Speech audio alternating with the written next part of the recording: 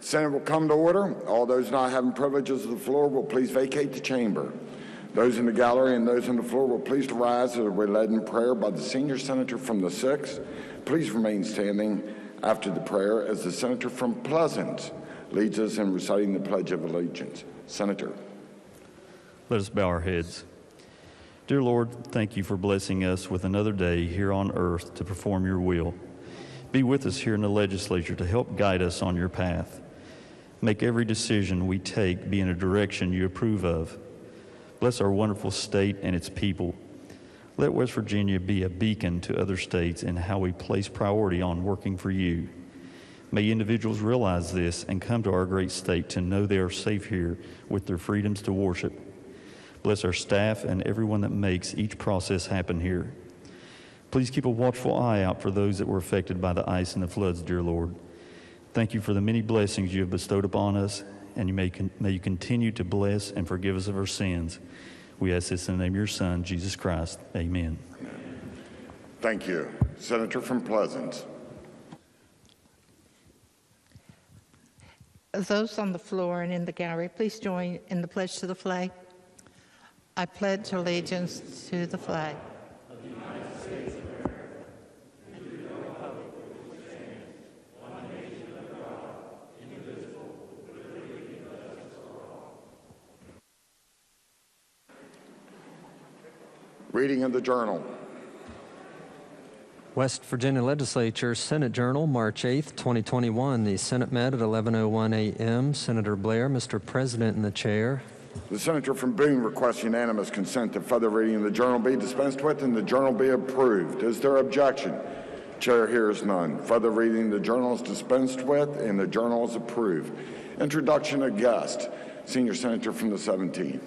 Thank you, Mr. President. On behalf of the Senate, it is your pleasure and mine to introduce our docket of the day. Today we have with us Dr. Melissa Price from Huntington, West Virginia. She's in the rear of the chamber. If you wouldn't mind standing, let the Senate give you a warm welcome.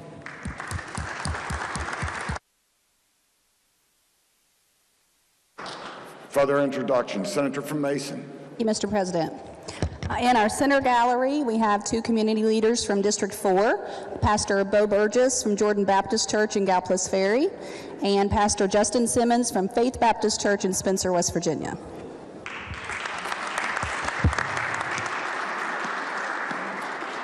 Senator from Monongalia. Thank you, Mr. President. Visiting with us today, virtually, and on behalf of the junior senator from the 13th, we'd like to welcome from Morgantown Beverly Kerr, a volunteer with the AARP. If the Senate will make her welcome, please.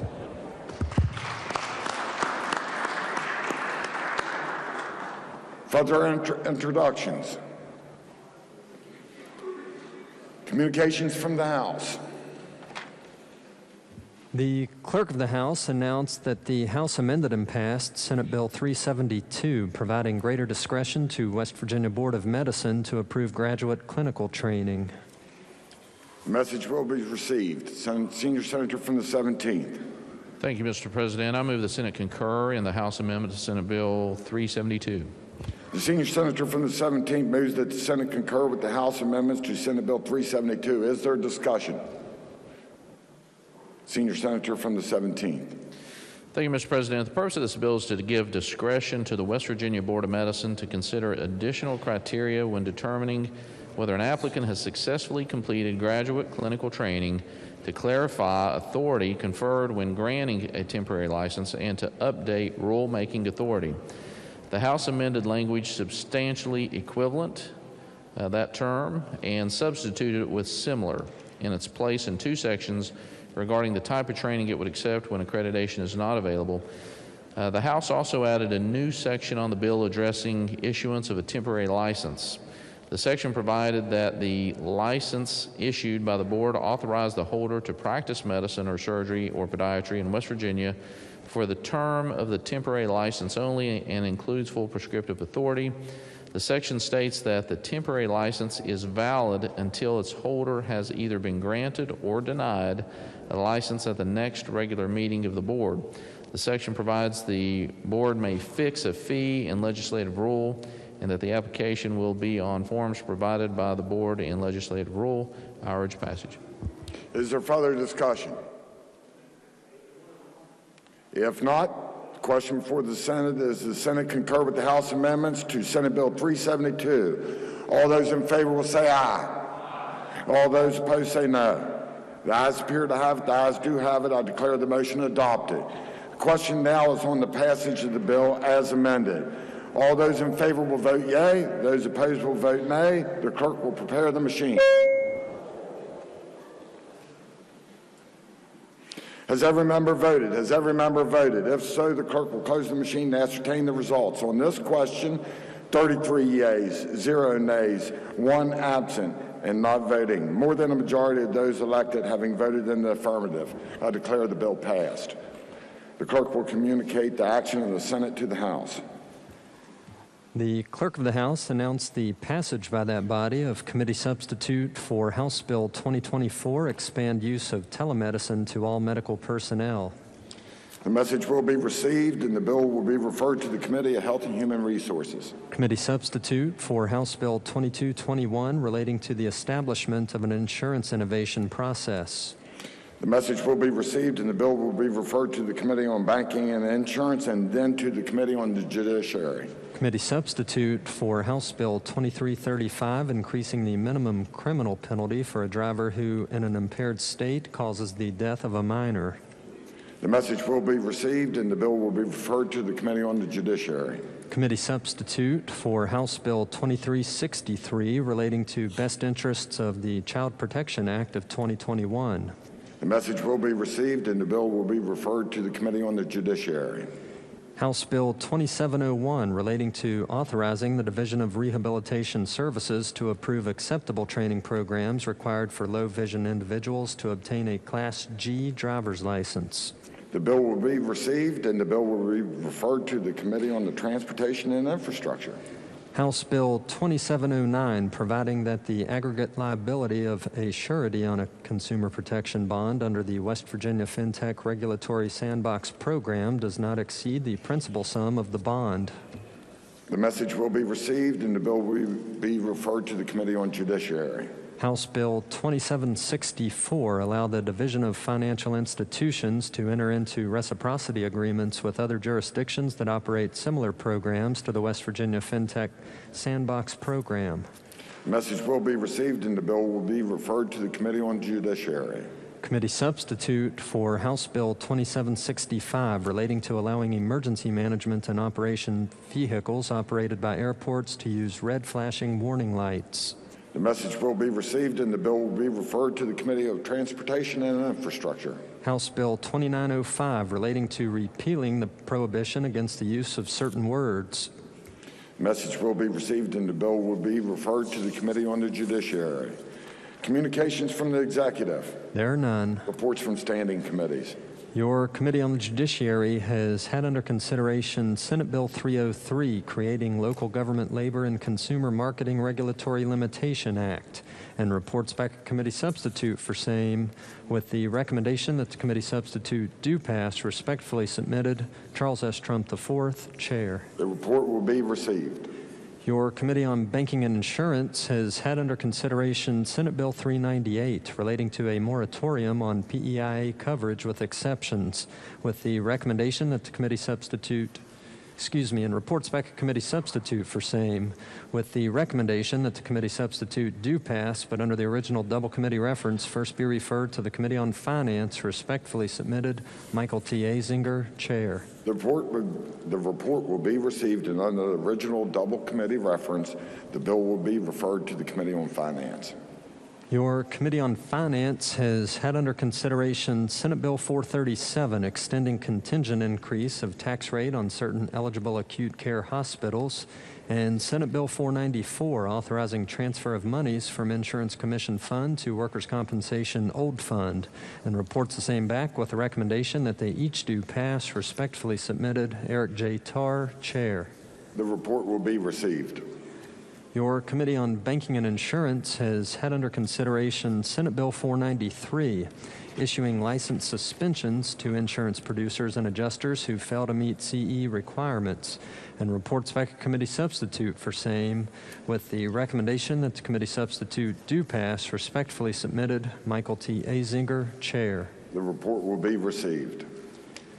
Your Committee on the Judiciary has had under consideration Senate Bill 496 relating to punishment for second or third degree felony, and reports the same back with the recommendation that it do pass. Respectfully submitted, Charles S. Trump IV, Chair. The report will be received.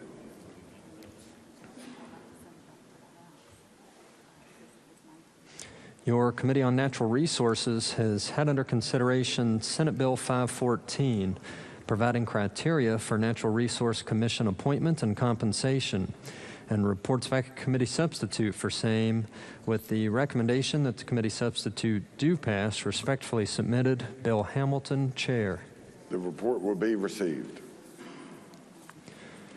Your Committee on the Judiciary has had under consideration Engrossed House Joint Resolution 2, providing that courts have no authority or jurisdiction to intercede or intervene in or interfere with any impeachment proceedings of the House of Delegates or the Senate, and reports the same back with the recommendation that it be adopted, but under the original double committee reference, first be referred to the Committee on Finance. Respectfully submitted, Charles S. Trump IV, Chair.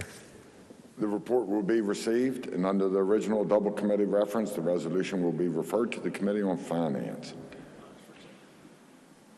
Senator, be at ease.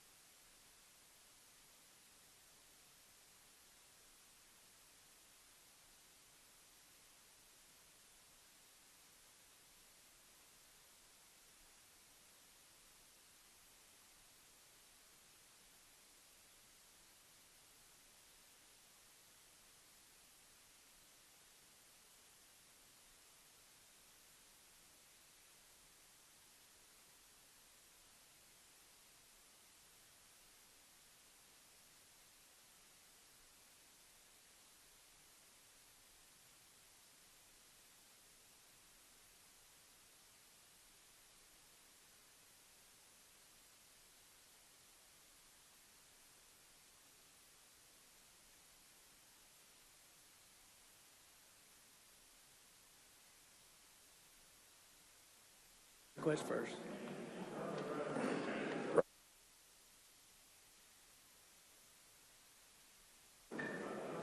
Senate will come back to order.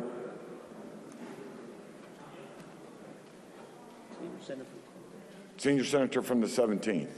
Thank you, Mr. President. I request unanimous consent to return to the reconsideration of Senate Bill 372. Is there objection? Chair hears none. Senior Senator from the 17th. Thank you, Mr. President. I move that Senate Bill 372 be made effective from passage. Senior Senator from the 17th moves that the bill be made effective from passage. The Senior Senator from the 17th moves that the bill be made effective from passage. All those in favor will vote yea. Those opposed will vote nay. The clerk will prepare the machine.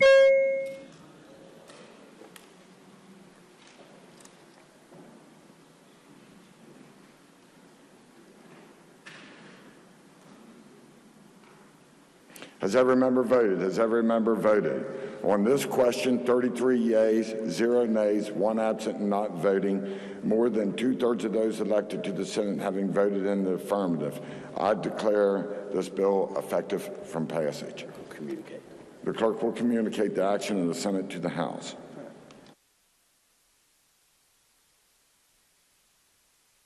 Reports on select committees. There are none. Introduction of bills. Senior Senator from the 17th. Thank you, Mr. President. I request unanimous consent that Senate Bill 600 through Senate Bill 608 be considered introduced, read by their titles, and referred to the appropriate committees as shown on the chamber automation system. The Senior Senator from the 17th requests unanimous consent that Senate Bill 600 through Senate Bill 608 be considered and introduced, read by their titles, and referred to the appropriate committees as shown on the chamber automation system. Is there objection? Chair hears none. So ordered. Resolutions. Senate Concurrent Resolution 19 by Senators Takubo, Nelson, and Weld, naming the U.S. Army Sergeant Elson M. Kuhn Memorial Bridge. Under the rules of the Senate, the resolution will lie over one day. Senate Concurrent Resolution 20 by Senators Nelson, Azinger, Martin, Phillips, Takubo, and Weld, supporting and celebrating centennial anniversary of Jones Act. Under the rules of the Senate, the resolution will lie over one day. Senate Concurrent Resolution 21 by Senators Phillips and Stallings, naming the U.S. Army Sergeant Charles L. Toppings Memorial Road. Under the rules of the Senate, the resolution will lie over one day. Senate Resolution 17 by Senators Lindsay, Jeffries, Phillips, Blair, Mr. President, Azinger, Baldwin, Beach, Boley, Caputo, Clements, Grady, Hamilton, Ehlenfeld, Carnes, Maroney, Martin, Maynard, Nelson, Plymel, Roberts, Romano, Rucker, Smith, Stallings, Stover, Swope, Seipolt, Takubo, Tarr, Trump, Unger, Weld, Wolfle, and Woodrum, memorializing the life of Patrolman Cassie Marie Johnson. Under the rules of the Senate, the resolution will lie over one day. Motions. Petitions. There are none. Unfinished business. Senate Concurrent Resolution 16, naming the U.S. Marine Corps Corporal Roger Lee Booth Memorial Road. The resolution will be referred to the Committee on Transportation and Infrastructure. Senate Concurrent Resolution 17, naming the U.S. Marine Corps Captain Dempsey Stowers Memorial Bridge. The resolution will be referred to the Committee on Transportation and Infrastructure. Senate Concurrent Resolution 18, naming the Curtis Papp and Millie Mammy Asbury Memorial Bridge. The resolution will be referred to the Committee on Transportation and Infrastructure. Senate Resolution 16, amending Senate Rule 14 relating to introduction of concurrent resolutions. The resolution will be referred to the Committee on Rules. Bills on third reading. Engrossed Senate Bill 39, prohibiting insurance coverage from requiring prior authorization for tests to stage cancer. Third reading of the bill. Question is on passage of the bill. Senator from Marshall. Thank you, Mr. President. Mr. President, this is a very simple bill. The purpose of this bill is that it would preclude commercial insurance carriers and PEIA from requiring a prior authorization for a treatment prescribed by a physician to test for the staging of cancer. Otherwise stated, this bill was brought to us last year, actually, from the senator from Boone. I didn't run this bill last year. And the reason we didn't run it last year is because the year before we dealt with this prior authorization issue, making the entire process easier for the patients, less hoops to jump through. And but that just hasn't, the rollout of that has not flowed as smoothly as some would like it. So I felt the need for this, to run the bill this year. You know, it's a time of need for these patients. Patients are diagnosed with cancer. The whole family is grieving for a short period of time. And to have to jump through hoops for such staging type studies just adds to the stress of the situation when virtually 100% of those are covered anyways. And that's why we brought the bill to the body this year. Mr. President, I urge passage of the bill. Question is on passage of the bill. Is there discussion? Senator from Boone. Thank you, Mr. President. I rise in support of this bill. I've had many patients who unfortunately were diagnosed with cancer, and the next step is to try to figure out what the stage of the cancer is before they can go on to get their definitive therapy based on whether it's stage 1, 2, 3, or 4. Stage 4, of course, is spread to other organs, metastasized, and again, that treatment's a lot different. So I've had cases where the patient was diagnosed. I tried to get a CT scan or something like that, and a couple weeks later, they still hadn't had the okay. And so, you know, it's bad enough to get a diagnosis of cancer, but then having to wait 2-3 weeks potentially to get the further testing to see what next needs to be done. In many cases, before I could refer someone to a surgeon or to an oncologist, we would have to have this information. And so I urge passage of the bill, and I'm thinking about many patients that this would have impacted down the road. Thank you. Is there further discussion? Senator from Marshall, wish to close? If not, the question before the Senate is, shall the bill pass? All those in favor will vote yea. Those opposed will vote nay. The clerk shall prepare the machine.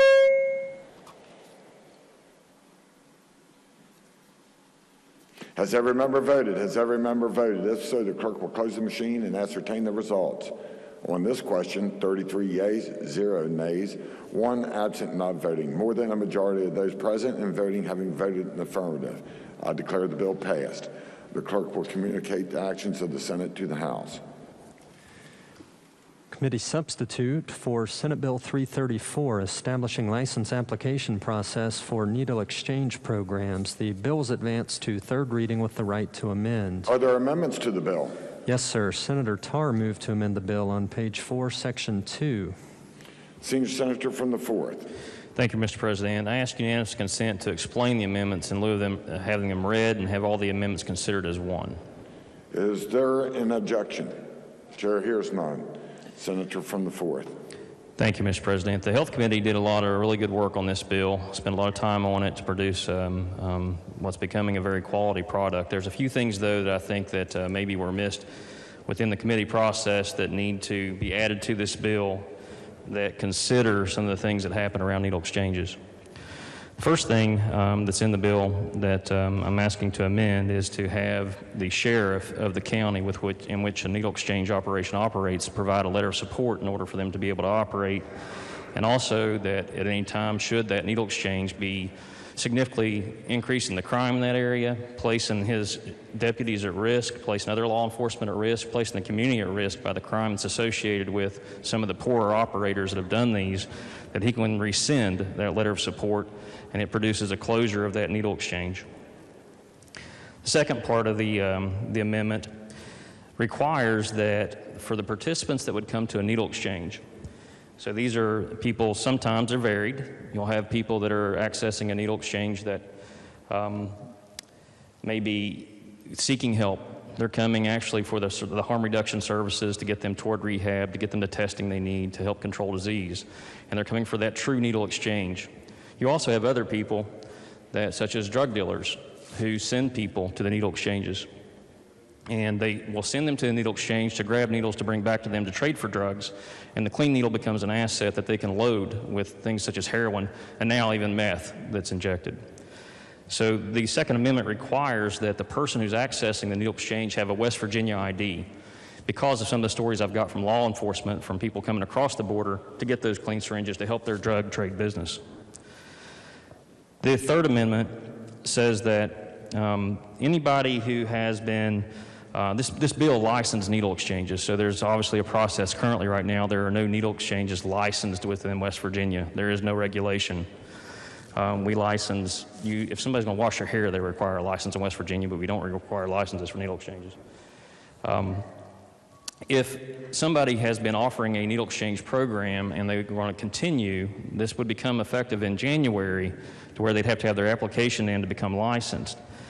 The amendment says that anybody who has been operating a needle exchange that has not been offering a full array of harm reduction services, which include those testing procedures like for hepatitis C, for HIV, providing birth control and providing counseling, providing an access to getting into rehab, if they have not been doing that for the 6 months preceding the passage of this bill, they need to cease and desist so that they can get the plan and get through the application licensure process to show that they are going to be able to have a path to do that. That's the entirety of the amendments. Happy to answer any questions or urge adoption of the amendments. Is there discussion? Junior Senator from the 4th. President, will the senator from the 4th Does the senator from yield? the 4th yield? Senator yields. Yes, Senator. I've got a couple questions.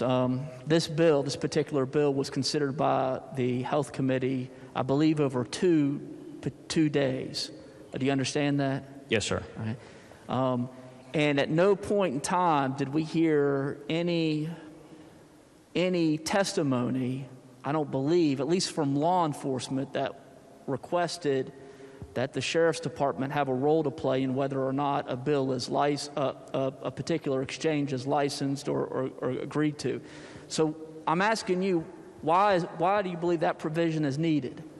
Well, I could go into the provisions from what the letters I have received from law enforcement, and here's how it got to it. So I was asked to come down initially into Huntington to tour near a needle exchange in Huntington. And going through that community, I had set up with a citizen who'd gone around trying to get the cleanup that was happening around the litter that was happening around the needle exchange. I had several business owners that met with me down there, showed me pictures from their businesses. I met with deputies, I met with officers down there as well, telling me their stories and the challenges they had. In addition to that, last year we ran a bill, and the Kanawha County Sheriff actually came to me and explained the problems they were having out in the county, within Kanawha County, around the needle exchange that the health department had here, and the risk it was placing officers at.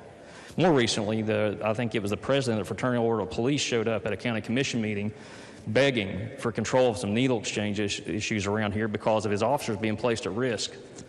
So there's a criminal component that comes with needle exchange, because when you bring a product that is a paraphernalia for drug use, the people who use drugs tend to be involved in criminal activity as well to support that habit. And that attracts people who sell to them, who are a much larger criminal component, this whole thing. There's a huge impact on the law enforcement community who is trying to preserve the safety of their community, the safety of their officers, the safety of public employees that work where these needles get dumped. So I believe that an elected official who is countywide has accountability to the voters for the protection, for their security, to come in and say whether this operation is going to be safe for their community or not. Well, there is accountability, isn't there? I mean, when the bill that passed out of committee requires a majority of the county commission, those individuals are elected, aren't they? They are. The county commission, in the original bill, required that it have unanimous consent of the county commission, and the committee brought it down to a majority. So there's 3 members on the county commission, and typically those are broken up into county and districts, which means a certain area of the county is represented by a commissioner. Another certain area of the county is represented by a commissioner, and so on. None of those actually represent that they're elected from their entire county. When a needle exchange opens up in a county, it affects greatly the entire county. And so an official that has responsibility to the entire county on that election needs to be accountable for the decisions that are made with regards to these needle exchanges. But there still is accountability, correct, through the county commission? In the current bill, not enough. Okay, I know and that's why you have your amendment, and I see that's the reason why. But you understand that the Health Committee passed a bill, a COM sub, that does create accountability of elected officials, correct? It has some accountability in it. It has accountability. It does not have the enough accountability that would address the crime side of things where officers' health, where children's health is being placed at risk. So if there's a bad operator, they can go in and say, look, or if there's a good operator, you have somebody that applies, you have the sheriff that says, you know what, our community needs this. Because we are seeing, as we're picking up people, there are things that a harm reduction program that includes this needle exchange will be extremely helpful in my community. By golly, the plan they have is great. I'm giving it my support. That operator goes in and does not go in and abide by the promises made to that sheriff or that county commission. So they're, they can I'm pull it. sorry. Go ahead. Are you finished? I'm sorry. I believe I am. Go ahead. Okay. So we know that the bill that came out of Health Committee has accountability. The next question I have for you, and I mean, there's no way I can dispute your anecdotal evidence, but you understand, again, you were only there for about 30 minutes, but no law enforcement took the podium and said, this bill is bad for West Virginia. I mean, this bill is good for West Virginia. So my time with this, I spent 20 minutes in front of committee to the bill. And I think there was probably, I don't know the time, but I would imagine it was hours by the time that all the people that came in that we're trying to fight this effort to give some accountability to needle exchanges in West Virginia. And I'm ready for all those arguments, Senator, as you might imagine. So, but I have been spending more than a year on this. And the time I spent with law enforcement has been not 20 or 30 minutes in front of a committee. It has been hours throughout a past of a year going through and I'm not questioning your seeing. time with law enforcement. So the law enforcement concern is very, very real with this. And it's a matter of public record in multiple places. Senator, my only point is no law enforcement spoke on the bill in committee over 2 days. That's my only point. Now, let me ask you another question. Do you know of any sheriff who also has a medical background, a medical degree? A sheriff that has a medical degree? Yes. Not that I know personally. All right, thank you. Is there further discussion? Senator from Boone. Senior Senator from the 4th, continue to yield. Senior Senator from Certainly. 4th, yield. Yeah. So West Virginia is a border Can you town. bring the mic? I'm sorry. West Virginia is a border town, or a border state. Huntington's a border town, Martinsburg, Wheeling, Morgantown. And for specialty care, such as harm reduction, my guess is there are some people that come from, for example, Ashland, Kentucky or something to access this service. I don't know that, but since it is and we do regionalize specialty care, I have a concern about the fact that they have to be a West Virginia resident. So there's one of the reasons we got to this, aside from what I just said, and that border issue was from speaking to law enforcement. When was there about the people that come in and they're having to deal with around the needle exchanges, coming in from out of state. But it's not just that they're coming across our border, Senator. This is a piece in a much bigger problem, as you know.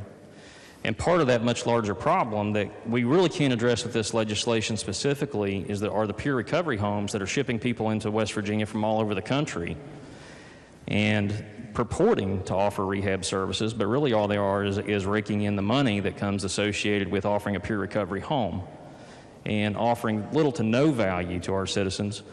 Those people that they bring in are frequenting all these needle exchanges and then getting dumped on the street for the West Virginia taxpayer and the West Virginia family and the West Virginia business owner to contend with. So one of the things to help keep that in check, that helps kind of take a spot to where they can't recover all the stuff they're after financially, because we're going to put a little burden in their way for doing that, is require that it's a West Virginia citizen that is accessing these exchanges that are staffed and many times even by health department people that comes from taxpayer dollars. So the things is, and what you'll hear, that you'll hear the needle exchanges say that there's no taxpayer funding for these, and that's just a shell game. They may not pay for the needles with a taxpayer dollar, but the operation with which they operate the harm reduction in has a significant tax dollar associated with it. And I think that we should be taking care of West Virginians with that, not the border states, and certainly not the rest of the country here in West Virginia. Are you aware that the data shows that syringe service programs are not associated with increases in increased syringe disposal? Yes, sir. I'm very familiar with this. We had last year I went to Stonewall I was asked to be a speaker toward there's probably about 50 researchers in the room. They were from around West Virginia and some Maryland. We had some from other border states coming in. And I'll tell you what I told them, is that the research on needle exchanges has been very tunnel vision. It has been specifically focused around an individual, and the research that's out there that is around the side effects of having a needle exchange, the forest has not been looked at. And if you get in and start looking at that research, you'll also find other research that contradicts exactly what you say. And the articles are few. It's not a plethora. And the researchers there, who are all in the field of opioid and addiction research, were in agreement that it's an area that needed to be addressed, and it was not. That was last year. Yeah, I think I was at that same meeting. And that they're not associated with increased crime, they're not associated with increased drug use. Okay, thank you. Speak to the bill, or speak to the amendment. Senator has the floor. Thank you. We're taking a very restrictive harm reduction, I would call it an anti-harm reduction bill, and making it even more restrictive. You know, we're not factoring in the cost of the amount of bloodborne pathogens, needle-related illnesses such as Hep B, C, and HIV, and the cost that brings. The senator mentioned that you've got some of these folks that are coming here from out of state and being put in inadequate housing, and that's attracting people, and you know that this bill doesn't get to that at all. Something that we should be getting to. So again, you know, it reminds me of just being penny wise and pound foolish here. You know, no one likes to see people with addiction, people with substance use disorder, people injecting. It's terrible. The public sentiment is absolutely against this. But you have to, you know, somehow weigh the public sentiment and the public health aspect of this. And I can't imagine if this amendment passes and further amendments don't pass that moderates this bill, that there will be any harm reduction programs in West Virginia. So I urge a no vote on the amendment. Is there further discussion? Senior Senator from the 4th wants to close. Yes, Mr. President, thank you. So I want to address some of the comments from my fellow senator from Boone. This is not an anti-harm reduction bill. This bill is bringing in harm reduction to the communities from bad operators, and it allows harm reduction programs to continue operating in a fashion that is focused on the individual IV drug user. It requires that IV drug users have access to help at a needle exchange. Currently, that is not required whatsoever. I can go out in the parking lot and start distributing needles. There's no regulation that says I can't. The cost of bloodborne pathogen, there's a big fallacy in the argument against this, is that going in and putting some controls around needle exchanges leads to an HIV increase or Hep C increase. The reality is the way that things are currently done in West Virginia, we are importing those cases, just as I described, into West Virginia. In one of the instances where a large needle exchange was shut down, and they then started doing increased testing, as many of you might be familiar, when we started seeing a lot more COVID cases because we saw a lot more testing.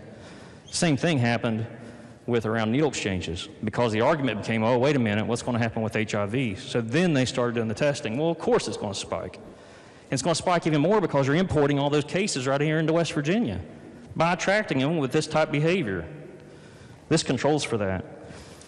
I've never in my life, I don't think, been accused of being penny wise and pound foolish, for anybody that knows me. So I've certainly taken into consideration of the cost.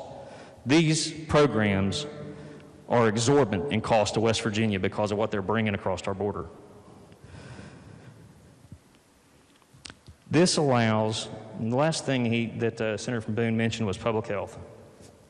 This allows for good operators. It's designed off a good operator program who has a nearly 100% needle exchange rate, who offers all these services. In fact, this state supports them so much that there's items in the line item in the budget for them because of what they provide. They'll still be operating and operating very successfully beyond this. Other people who want to take that model have the same opportunity. So I urge adoption of the amendment, and thank you. Question before the Senate is adoption of the amendment by the senior senator from the 4th. All those in favor will say aye. Aye. Those opposed, no.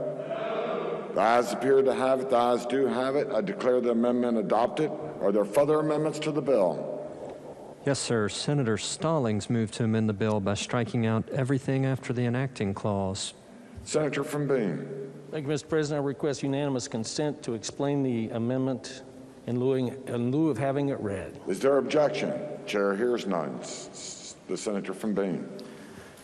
Thank you, Mr. President.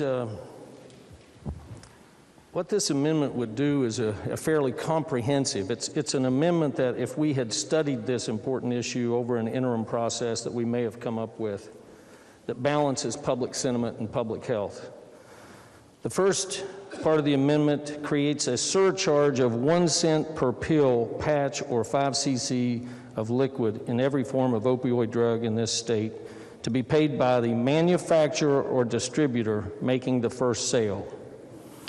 This funding to local health departments and other state agencies to support opioid recovery treatment, including needle exchange and needle litter pickup programs.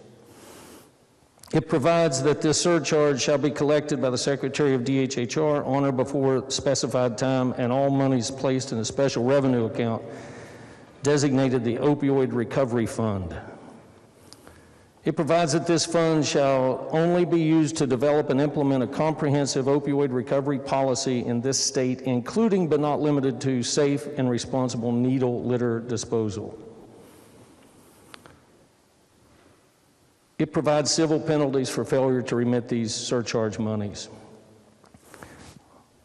It leaves in the licensing that you have to go through the local public health. The county commission has to sign off on it before it could be, any program could be implemented. It adds a definition of good faith, which means compliance with the best practices of the CDC and the American Medical Association. It amends the language within the program requirements section to clarify that needle exchange is required to offer referrals and related assistance for a number of services in lieu of requiring those services to be offered by the program itself. It amends the language related to tracking each needle to comply with the best practices of the CDC and AMA with the goal of tracking each needle. Removes the requirement that a participant sign a contract prior to receiving services. It also adds a proviso that states when a needle exchange program which operates for 3 years without being suspended or limited can receive subsequent licenses or renewals for a term of 3 years instead of 1 year. This is still quite a restrictive program, but it does create a new section authorizing the DHHR to establish a pilot program which would permit an approved needle exchange program to participate in a DHHR-run program which would be exempt from the requirements of the article, but monitored closely by DHHR and adhering to the best practices of the CDC and the AMA. It would require the DHHR to closely monitor, collect data, and file an annual report. The current amendment, strike and insert, talks about report to the Committee on Health. I suspect that would be the Committee on LACRA, but that could be fixed at another time. Participating in needle exchange programs, participating in this program and monitored by the DHHR. It also removes civil penalties of $5,000, $25,000 per year of violations. This strike and insert, I think, is a compromise bill. It's still fairly restrictive. It allows for a pilot, and it allows us to collect West Virginia data. And I urge adoption.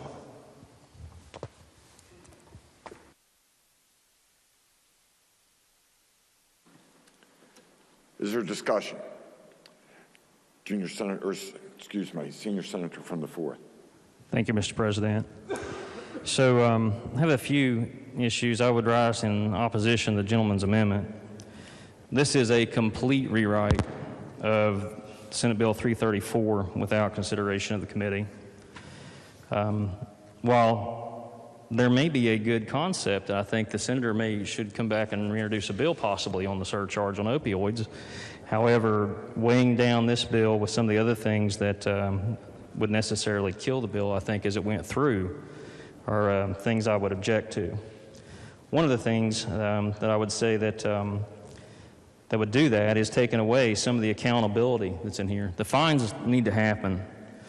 If you would speak to the mother that in Charleston this year who was waiting in line with her 4-year-old child to have COVID testing and got stuck by the child gets stuck by a dirty needle in a parking lot, I would think that they would think that there should be some financial accountability to people who are causing that problem in their town. If you would talk to the people in Huntington I've got to speak with in their parks that are cautioning their children from going down a slide because they don't want to hit the mulch because of the potential of the syringes being there and being found, you would want some financial penalties. Taking that out creates a paper tiger with this bill. One of the other things that I have a concern with is giving DHHR the control rather than OFLAC with this. You know, one of the things that we had in discussion in Health Committee last year, the Secretary of DHHR came before the committee and made a promise of all the things that DHHR was going to do to get this under control.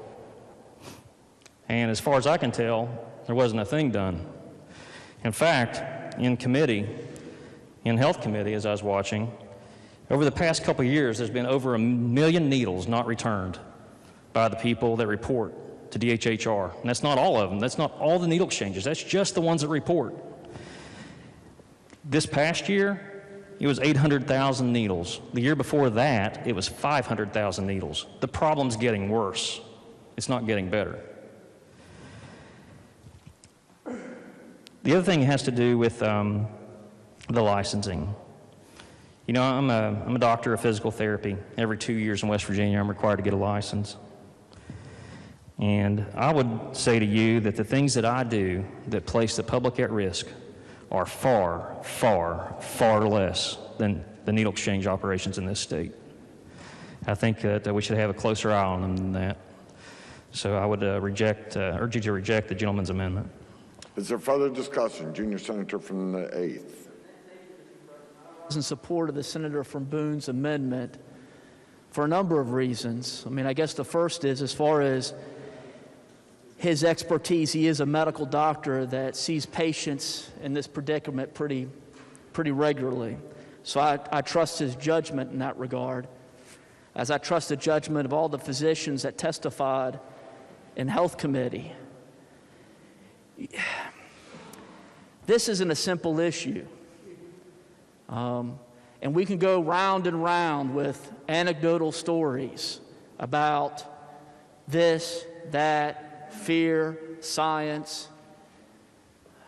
But for example, what do you say? We just talked about the real circumstance of the mother whose child was stuck. But what do you say to a non-drug user that gets HIV from a drug user who got it from a dirty needle?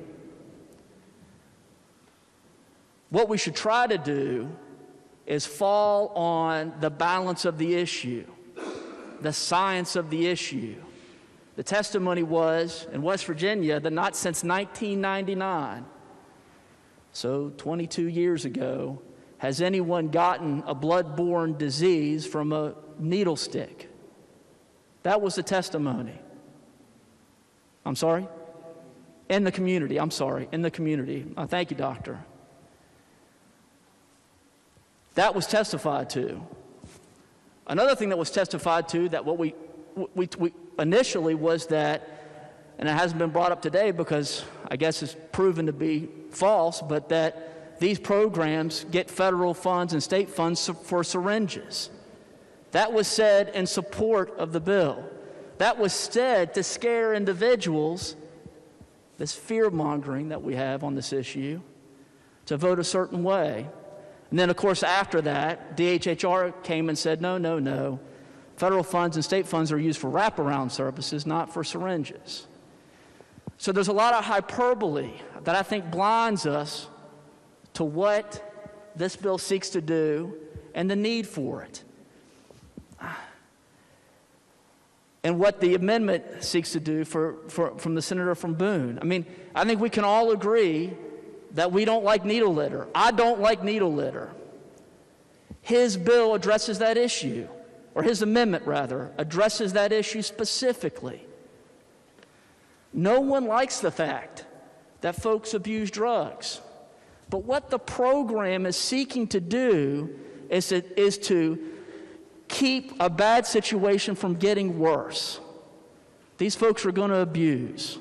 That's what's going to happen. What these programs seek to do is say, if you're going to do it, it might as well be clean. Not just for your health, but the health of the community.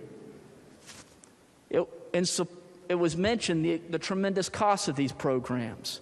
Well, it was also testified to that anyone who contracts HIV, it's a $500,000 care for the rest of their lives. That'll be borne by the hospitals and clinics in the state of West Virginia. That's a tremendous cost.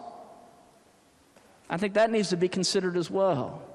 I think what the senator from Boone is trying to do is to strike a balance, which is what we should all try to do in this regard. I think he's right because of his expertise. I think, and I hope that most people support his amendment for that reason alone, but he's also right on the facts, on the science, on the medicine. He's supported by the AMA. He's supported by the hospitals of our state. He's supported by the CDC. That's where we need to go on this. And so I urge support of the senator from Boone's amendment. Thank you. Is there further discussion? Senator from Mason. Thank you, Mr. President. I rise in opposition to the gentleman from Boone's amendment. This bill, as it's written now, does not hamper harm reduction programs. As a matter of fact, I believe it actually enhances them by providing a peace of mind that they're actually helping instead of just handing out. The people I've personally spoken with about this issue who are in favor of this bill, law enforcement officers, city and county government officials, and recovering addicts. And I'm going to say that last one again. Recovering addicts have reached out to me in support of this bill. So all three groups are important, but I think the last group is the ones that we need to be listening to. If we have recovering addicts who say that this bill is needed and they want this bill, we need to listen to them. They're really the experts. Thank you, sir. Further discussion before I recognize the senator from Boone. Senator from Harrison. Thank you, Mr. President. I stand in support of the gentleman's amendment and against the opposition to it. Anecdotal evidence is never a basis to make a vote. We have hearings, we have sworn witnesses, and we have experts. Don't we want to be a body that listens to the experts? Don't we want to be a body that makes our decisions as a citizens' legislature based on people with knowledge and not hyperbole and fear-mongering? You know, I've spoken to many of the healthcare providers and the health department officials in my district and elsewhere. I can tell you what they say. They say these harm reduction programs are absolutely necessary to make West Virginia healthy. That you can't rehabilitate a drug addict that has HIV. That you can't rehabilitate a drug addict that has Hep C. They'll never be productive citizens. This is a long-term financial plan for West Virginia because it reduces the harm caused by dirty needles. Now listen, I sit here and listen to all this. This wasn't in any committee I was in, and I didn't get to hear all the testimony, but I've heard enough to know that if we do these programs right, that these programs benefit West Virginia. The gentleman's amendment does that. It strikes the balance, as the gentleman from Kanawha County said. It's an appropriate amendment, and I urge passage. Is there further discussion? Senator from Boone. Senator from Wyoming. I'm sorry, he was getting up slow. I was having a little trouble getting up there. Do I need to, will the senator yield? Does the senator from Boone yield? The senator yields. My question is, first off, let me just say, I was on the health board back home, and when we introduced the needle program, and I was I was strongly against it. It didn't seem like the thing to do at all. And since then, I've changed my mind. I'm not sure my district has. But I have one question I need answered. Of the 800 and 500,000 needles, or whatever it is that's been put out there that were not returned, does either your amendment or the bill itself, and someone else may speak to that, I'm not sure, is it possible that a large majority of those needles are simply being put in a plastic Coke bottle and thrown in the trash? I mean, I see needles. For a long time, I've run beside the roads and things, and I've hiked trails at the park. I see needles occasionally.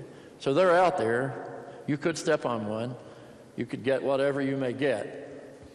But I don't see that many needles out there. I mean, that seems like it ought to cover us up like grass. Senator, you're recognized for a question. Okay. Ask a question. My question is, thank you, sir. Is there any information about how many of those needles not returned are simply out there for us to step on, as opposed to perhaps carefully thrown away by someone who used them? Thank you. I've spoken with various public health folks regarding this very issue. Some of these needles, and again, syringe services programs do not increase needle litter according to the data. Okay. Now, if the one-to-one has been a problem for public health, because in many cases, upwards of 43% of the needles that are not returned are either being reused, which is a bit of a problem, but if the same person's using the needle and they don't have AIDS, they're not going to give themselves AIDS or Hep C, okay? They can be reused, or they can be disposed of properly, like diabetic people describe, or diabetics dispose of their needle litter. So just because you give out 1 million syringes and you get back 500,000 doesn't mean that every one of those are on a riverbank or on a sidewalk somewhere. So that's the answer. And I will take this a step further. My strike and insert amendment is an anti-needle litter bill. That's what it does. It has a fund.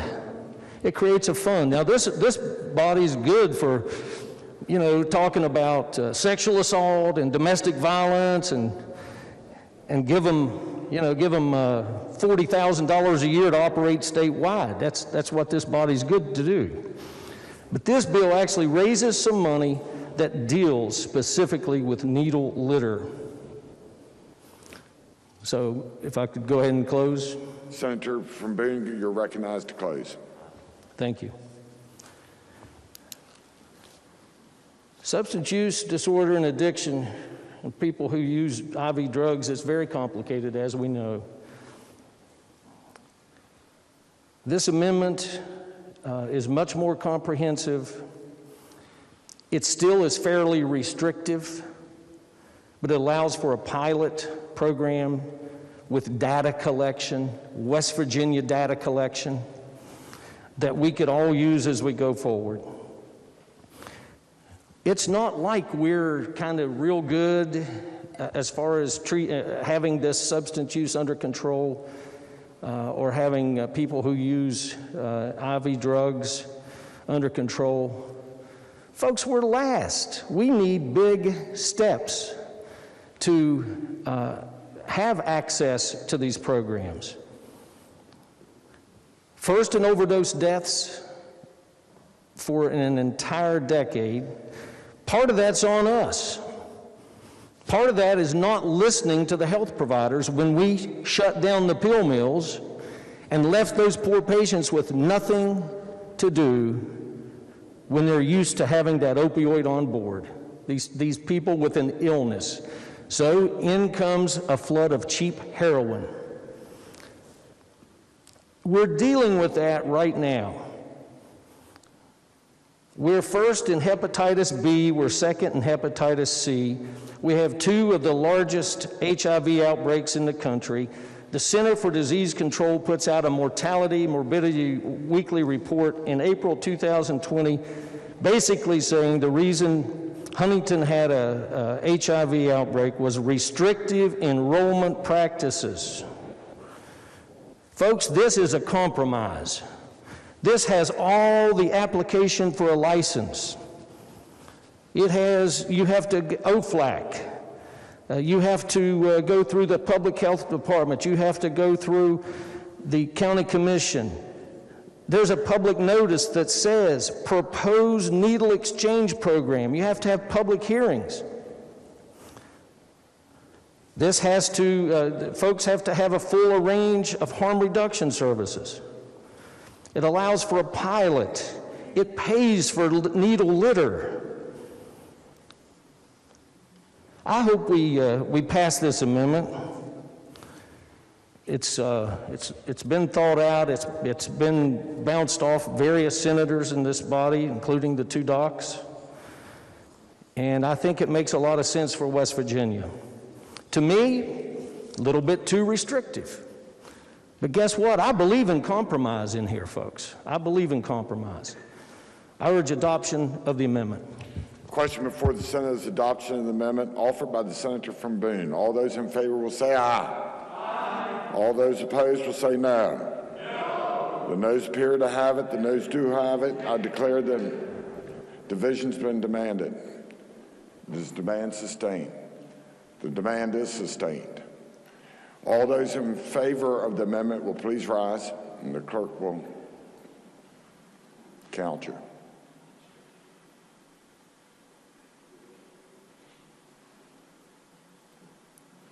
Please be seated.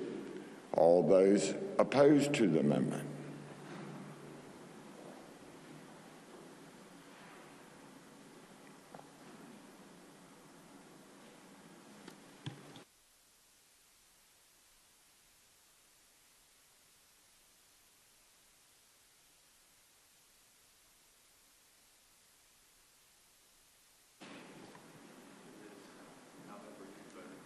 Okay.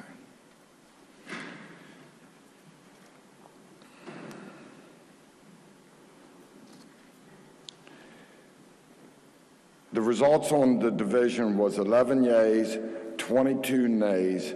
So the noes, I declare the amendment rejected. Are there further amendments to the bill? Yes, sir. Senator Lindsay moved to amend the bill on page 7, section 3. Junior Senator from the 8th. Mr. President, I ask unanimous consent to explain the amendments in lieu of having them read. Is there objection? The chair hears none. Junior Senator from the 8th. Yes, Mr. President, it's a very simple amendment. What it does is those needle exchange programs that have operated for 3 consecutive years without being suspended or limited shall have their granted license or renewal be effective for an additional 3 years. The second aspect of the amendment eliminates the financial fines, or not the financial, eliminates the fines that would be posed or applied to individuals and or entities that are in violation of the law. There still will be injunctive relief and revocation of their license as granted by the DHHR. It's just the simple fact is that it could be as much as $25,000 in total, and the folks that do this type of work don't have the resources to pay that type of fine. It just makes a lot of sense just to get rid of the fines in that respect. Again, the amendment has nothing to do with injunctive relief or revocation of the license. That is still in place in the bill. Thank you. Is there discussion? Senior Senator from the 4th. Thank you, Mr. President. I rise to oppose the gentleman's amendment. As I said before about licensing, this is a situation where real risk is out there to the public. In situations where the risk is much less, we are much more stringent in West Virginia on many licensures than this. For instance, just like I said before, in a physical therapy licensure, I've never had an action against my license in the 20-some years, 26 years, I believe, since I've been practicing. That doesn't mean I get to forego the licensure requirements. The other thing is about eliminating the fines. I believe the gentleman stated the individuals and entities. There were fines for individuals in this bill when it originally went into committee. Those individual fines were removed, I believe, by the committee as far as I can tell relative to what went in. However, the fines in the committee for the needle exchanges that would operate irresponsibly, and I would cite one that did that most recently here in Charleston, who wanted to put 312,000 needles in Charleston, operating out of church parking lots. So those operators who would place individuals at risk, if you're the one going to that church parking lot, I want to let you get an idea, a picture in your head what that means. There's a needle exchange happening in your parking lot over the weekend. You're going to go into church Sunday morning. The people coming to that needle exchange are IV drug users. They are coming to get paraphernalia, syringes, and maybe a lot of other things, everything but the drug. They're at your church parking lot. You're bringing your children, you're bringing your parents, family and friends. They are coming to that needle exchange for, many of them, for one reason. And it's not for harm reduction services, because those aren't even offered in that type of exchange. They're coming to get their fix as fast as they possibly can. Now, when your kids are going out playing with the other kids in that church parking lot or in the lawn, what do you think the accountability should be? Taking the fines out of this is completely irresponsible. I would urge a loud rejection of this gentleman's amendment. Is there further discussion? Junior Senator from the 8th to close. Yes, Mr. President. Again, we can talk about churches and parking lots and children all day. That has got nothing to do with the amendment as proposed by myself. All it does is say if you're an entity that does this work and you're in good standing and that continues, that you'll be granted another 3 years. I'm glad that we're now concerned with licensures, because in all the bills that I've seen to date reduce licensure requirements, but I guess not for this bill. All this bill seeks to do, as the amendment from the Senator from Boone seeks to do, is just create some balance in the system, to create some compromise, to make sure that all entities and parties are protected by whatever this legislature decides to do. I urge support of the amendment. Thank you. Question before the Senate is the adoption of the amendment offered by the junior senator from the 8th. All those in favor will say aye. Aye. All those opposed, no. No. The noes appear to have it. The noes do have it. I declare the amendment rejected. Are there further amendments to the bill? No, sir. The bill will be engrossed, and the clerk will read the bill a third time. Engrossed committee substitute for Senate Bill 334, establishing license application process for needle exchange programs. Third reading of the bill. Question is on passage of the bill. Senator from Marshall. Thank you, Mr. President. This bill requires licensure of needle exchange programs. A needle exchange program is a community-based program that provides access to sterile needles and syringes, facilitates the safe disposal of those needles and syringes, and provides a link to other important services and programs, including but not limited to referral to substance abuse disorder treatment programs, medical screening tests, care, tests, and treatment for hepatitis and HIV, education about overdose prevention, vaccinations, screening for sexually transmitted diseases, and wound care. Naloxone in education and referral to social, mental, and other medical services are included as well. This bill requires a full array of harm reduction services to be offered, including the drug abuse treatment, a clean syringe exchange program, a staff training protocol, and a syringe dispensing plan. It sets forth an appeal process, and it also sets forth fines. Mr. President, I urge passage, and I reserve the right to close. Question is on passage of the bill. Is there discussion? Senator from Greenbrier. Thank you, Mr. President. Will the senator yield for a question? Will the senator yield? The senator yields. Thank you, Mr. President. Thank you, sir. You're welcome. I've heard some concern here today from the senator from the 4th, from the senator from Wyoming, concern about needle litter. Would you agree with me? We've heard some concern about needle litter here today. What was it? The question is, would I agree with what? Am I on the right track that we've heard concerns about needle litter today as it relates to these programs? That's a part of it, sure, certainly. Okay, so the bill that's before us now, I know we've been through lots of amendments today, and so I just want to be clear. I've heard a concern about needle litter. What is the bill that's before us now, the committee substitute that's been amended now on the floor, what does that bill do to curb the needle litter problem? I think the needle litter component is the same way as it left the committee based on what I understand. And what that does is it encourages a one-to-one needle exchange program. So one needle in, one needle out. It allows for weighing as an alternative to counting, as long as those needles that are returned and weighed are in a clear container and able to be visually inspected, so you know you're weighing needles instead of rocks. And is that it, Council? And there is a person dedicated to go out into the community to collect needles as well. Okay, yeah, I thought I read that there was a person that's designated to specifically oversee that and ensure that those needles are tracked and then also collected. Is that right? Yes, that's actually another component I probably should have mentioned. There is the needles have a serial number, or how they're identified with a marked per place. Yeah. So they are each. So instead of each individual needle having its own identification, it's an identification so if a needle's found in a community, it has markings on it that let you know where it came from, which needle exchange program it came from. Okay. So how does that work at a county health department? I mean, county health departments run needle exchanges. They run harm reduction programs, correct?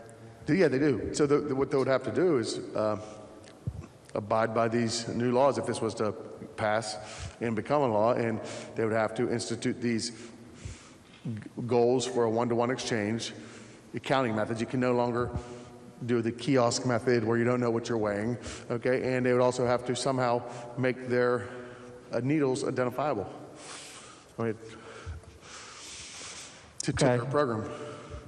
Okay, so it would be a requirement under this legislation that those needles be tracked and collected by someone on site, if it's even in the case of a county health department. Well, they're supposed to, yeah. I mean, if the programs are running properly, they're supposed to be returned by the person that gets them. Right. So it shouldn't be a problem if it's running properly.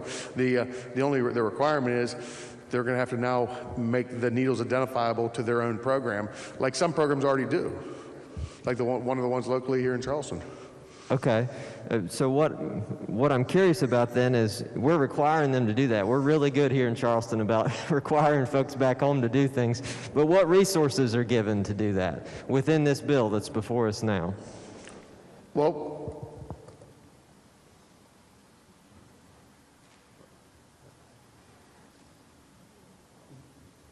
so these programs, if these programs run a lot on grants, they apply for grants and such. If they're following the rules of the program, they're still able to get money from the state. We're not giving any extra money with all these extra regulations. That, like, this bill doesn't give extra money to say, go buy your stickers to mark your needles, if that's what you're asking. No, so you said we're giving all these extra regulations, but we're not giving you any money to enforce them. Yes, that's what I said. Okay, so this is an unfunded mandate. It is, absolutely. On county health departments, for example, that have been significantly underfunded over the past couple of decades, under both parties' control. Yeah, I mean, that's a matter of personal opinion.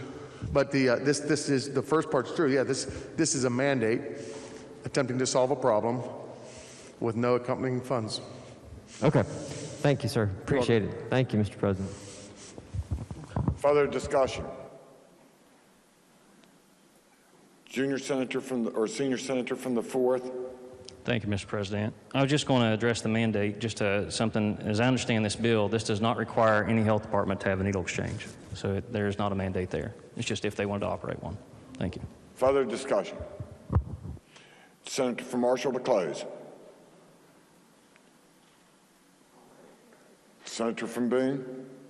Thank you, Mr. President. I rise in opposition of the form of Senate Bill 334 that's before us.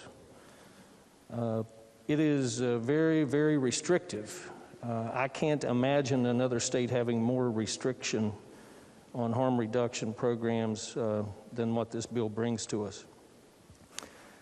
I've been told that whatever 16 or so state-certified syringe services programs will likely close because of this bill. Public health has a mandate to prevent and control the spread of communicable diseases. They will not be able to do that with this bill passing. I just want you all to think and remember. I want you to think about Scott County, Indiana, and I want you to think about the future of West Virginia here. And I'm quite sure this is going to pass. I hope the House will be a deliberative body and try to fix some of these onerous, restrictive mechanisms in this bill. We're pouring gasoline on a fire with this bill right here. And I am going to be one proud person to vote no on this bill. And I'm going to, when we talk 2 and 3 years down the road, I'm going to say, I told you so. Senator from Ohio. Thank you, Mr. President. I want to speak about the fiscal impact of this bill. I stand in opposition to it for a lot of reasons, including the restrictive nature of it, as just explained by the senator from Boone. But I want to talk about the fiscal impact and appeal to some of my fiscal conservative friends in this body. I hope you listen. I hope you've already listened to this debate, and I hope you listen to what I have to say before you place your vote here today. Let me focus on Hep C for just a moment. We have one of the highest rates of Hep C in the entire country. Every year, we're either number 1 or number 2 in the number of cases of Hep C. Hep C, if you don't know, is a viral infection that causes liver inflammation. It can result in serious and even life-threatening health problems like cirrhosis and liver cancer. There's no vaccine for it. The best way to prevent it is to avoid behaviors that can spread the disease, such as injecting drugs. Harm reduction programs, according to peer-reviewed research, are associated with a 50% reduction in HIV and Hep C. Yet we have one of the highest rates of Hep C infections in the entire nation. Why is that? I think you all know the answer. It's because we have one of the worst drug problems in the entire nation. And until we take that drug problem seriously, we're going to continue to have, by many measures, the worst drug problem in America. And so Hep C, Mr. President, is going to continue to be a problem here in West Virginia. Now, thanks to advances in medicine, we can treat Hep C. There's pills that you can take, but one pill can cost as much as $1,000 for Hep C. For a 12-week course of treatment, it can cost $84,000 to treat Hep C. And we just heard in a prior statement that the cost to treat HIV over a lifetime might be as much as $500,000. And it shouldn't be a surprise to many of you that the people who are contracting these diseases due to injection drug use typically don't have health insurance. They don't have an ability to pay for these incredibly expensive treatments for these diseases. So guess who pays for it? Guess who absorbs the cost, the hundreds of thousands of dollars per person, the millions of dollars across the state? Guess who absorbs that? The taxpayers do. That's less money for the taxpayers to pay for everything else that we need in this state. And guess who's responsible for being good stewards of the taxpayer dollars? We are. Those of us in this body are responsible for managing taxpayer dollars and doing so in a responsible manner. And this bill is going to exacerbate an already difficult problem, like the senator said, throwing gasoline on a fire. So if I can appeal to your compassion for people who are suffering from this disease, who are going to have a more difficult time identifying the fact that they have the disease, avoiding the disease, getting treatment for the disease, let me appeal to your desire to save taxpayers millions of dollars by voting no against this bill. So I ask all of the fiscal conservatives in this body to join me in voting no against a bill that is simply going to raise the cost for the taxpayers that we represent. Thank you, Mr. President. Is there further discussion? Junior Senator from the 8th. Yes, Mr. President, thank you. As I said before, what we have before us is a difficult issue that gets drowned or weighted down by fear, anecdote, and allegations or accusations not based on the science. And it's a real disservice to this state because I came in here thinking, I actually spoke to an individual who I think pretty highly of and is on the front lines. She doesn't work for a needle exchange program, but she works with the underserved of this community. And she's torn by it as well. And she actually said, Rich, 334 is not the best, but it may be a step in the right direction. So I came in here with an open mind thinking, you know what? Even though I don't support 334, let's see what the amendments do. And what we got, the first amendment, I believe, is just further regulation, further requirements that seek to successfully regulate these exchange programs, the good ones, out of existence. That's what these do. Having the sheriff on top of the county commission, on top of whoever else, play a role with no medical background, and whether or not these programs exist or don't, that's not where we should go. We do have a needle litter problem. I agree with that. That would get 34 senators on support of that bill. But what we have before us goes further and hurts what we know to be true, the public, and increased costs. And these aren't anecdotes from Senator Lindsey or the senator from Ohio or the senator from Boone. This is based upon education and experience. This is based upon facts. This is based upon science. That's how you create good policy for the people of West Virginia. You cast aside your personal prejudices and you consider what the facts say, and you're willing to adapt to what those facts are. You know,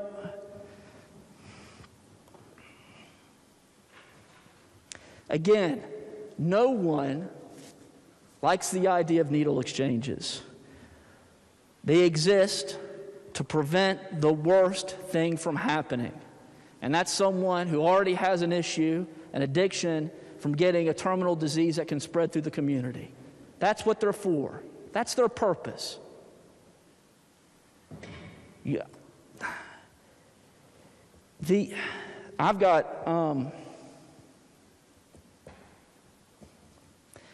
we all know someone who suffered from addiction. In my family, it's my cousin who I consider a brother of mine.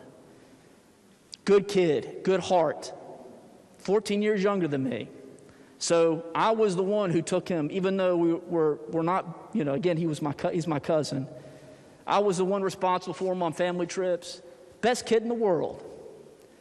Went to high school, got into the wrong crowd, started doing the wrong thing, became addicted. Today, he's clean. And he has a family, and he has a job, and he has a wife that loves him. And I asked him about that challenge of addiction. And it's every day that he suffers through that. Every day, that disease of addiction. And I'm so proud of him. But I guarantee you that he would not be alive. He would not have children. He would not have a family and job if he contracted HIV or Hep C in the process. That's reason enough for me to vote against this bill. Thank you. Further discussion. Senator from Cabell. Will the health chair yield? Will the senator from Marshall yield? The senator yields. Sir. Thank you, Senator. I'm, believe it or not, still on the fence here. Probably the only, I guarantee I'm the only person in here that hasn't made their mind up yet. And I've been texting with my friend, Dr. Mike Kilkenny, whom I've known for a long time. Do you know Dr. Kilkenny? I do. And I'm going to ask you this. There's a belief that no one can comply with these stringent obligations and that there will be no needle exchange programs in the state. What do you say to that? Well, I don't think that's accurate. If that was accurate, then this would not be a good bill because, but I don't think that's accurate. I think that it's possible to comply. I'd have to ask you, tell me what part in this bill is these people would not be able to comply with, I guess. Because I don't think I know of any. Well, I mean, that's what I'm asking you, really. I mean, is this, the cameras are rolling, you've taken the oath. I'm asking you to tell me and to tell the people of the state that this is not so overreaching and onerous that we're not going to have needle exchanges here in West Virginia. I mean, well, okay, we might have one or two, but I mean, I'm talking about this is a problem the whole state has, and you acknowledge that. Well, if one or two can comply, why wouldn't others be able to comply? Because I think one or two are doing a good job. Well, in Cabell County, I think we only serve the citizens of Cabell County with our needle exchange. Contrary to what I've heard from one of your co-senators in the back row, I've never even seen a damn needle in Huntington. And my office is right downtown. So I kind of resent it when people just casually throw comments around about my hometown that needles are everywhere, because that's a lie. Well, we had testimony in the committee, Senator, and I only asked two questions, and they were both yes/no answers by our Dr. Amjad, who's a commissioner for the Bureau of Public Health. Okay, and I asked her if these programs were useful in linking people to substance abuse and preventing diseases and some of the other good aspects of programs, and she said yes. And then I asked her if West Virginia has a needle litter problem, and she said yes. I accept that. I accept there's a needle problem. I accept that. But I don't want the cure to be worse than the disease. I mean, I don't want the fact that there are some issues in some of the needle exchanges. I mean, tell me that's not going to happen. I know I'm sort of being repetitive here. No, I'm not trying to be argumentative, but I'm going to have to follow my conscience and vote on this. I'm relying on you at the moment. Listen, Senator, I was purposely quiet during the amendments, which is not common for a committee chair. And I'm going to address some of this one in my closing remarks. I will say that I share your concerns, okay? Because the goal of this legislation, and I'm going to get to the history of it when I close, but the goal is to keep in place all the benefits of these programs, okay? And there are many, but at the same time, decrease the negativity associated with some of these programs, which would be crime and litter. That's the goal of this bill, not to shut down programs. It's to capture the best parts of the programs and to get rid of the worst parts of the programs. And that's what we're trying to accomplish. We're not trying to accomplish to shut programs down. We're trying to keep programs open that are running efficiently and properly. All right. I appreciate your answers to my questions. Thank you, Senator. Is there further discussion? Senator for Marshall to close. Thank you, Mr. President. In 3 to 4 minutes, we'll be voting on this bill. And I'll be happy, whether it dies or it goes across, because we won't be talking about it anymore. But I'm glad we did talk about it as much as we did. And these conversations started more than a year ago. This is not one of those bills that we got an idea and we rushed through committee in a 6-minute committee hearing or meeting and rushed the vote and didn't let anyone talk about. Because it started last year, and I want to, I'm going to talk a little bit about this. I usually don't talk very much, but here's how this. I want to give you the history of how this started. So, it started last year with a bill that said all needle exchange programs will shut down tomorrow, and if you're open the next day after tomorrow, you're paying $5,000 a day every day for the rest of your life if you're still open. Okay, that was the first bill. We said we're not running that bill. Okay, that went a little too far. So then, something similar to the bill that we have before us today was introduced and sent to the Health Committee. And we went through it. We had a bunch of stakeholder meetings and got DHHR involved. And I ended up not reading the bill, and it was a source of friction between me and some of my colleagues. But what we did was we kind of punted to DHHR and said, listen, they were against it. You see the bill that we have before us here. Could you make some rules and some guidelines that address some of these issues, and we'll let you take care of it? And I want to correct myself from something I said in a committee meeting and something the Senior Senator from the 4th said on the floor today is, I initially in committee said the same thing that the Senior Senator from the 4th said today on the floor, is that DHHR just kind of dropped the ball on that. Well, that's partly true. After that committee hearing, I had a meeting with the Secretary Crouch, and he in fact did produce some regulations for that. They were never instituted. There was a shakeup in the DHHR, and it just, they just weren't instituted. But he did his job. It wasn't followed through with. They didn't follow up on it. So now here we are today with the bill. And we gave them a year, and it didn't happen. Doesn't matter what the reason is, it didn't happen. So here are the bill. And this is a tough bill for, some of these bills that we do are clearly partisan. This one's not really. This is, I urge everyone to vote what you think. I mean, we've had plenty of discussion on this bill. Okay, I think that there's a few bad actors that are ruining this for everybody as far as these programs. There are some places where they're a disaster. They literally are not run properly. They have ulterior motives, and they're just a disaster for the community. And there's other places where they're awesome. There's one not too far from where I live. I bet 95% of people don't even know that program's there. We never see a needle. People get help. Eventually, some of these people, if a small percentage, some of them make it to rehabilitation. Many of them don't get diseases they would otherwise get. And, there's the birth control component that these patients get, or these citizens get, and there's all that good that comes with it. So it's a tough problem. And, I liked the bill when it came out of committee. I like the bill now. I have a little bit of heartburn with one person, such as a sheriff being able to shut down a program. I think anytime you allow one person to shut down a program of any type, that concerns me. It's a little bit, that's the one part I personally disagree with in this bill.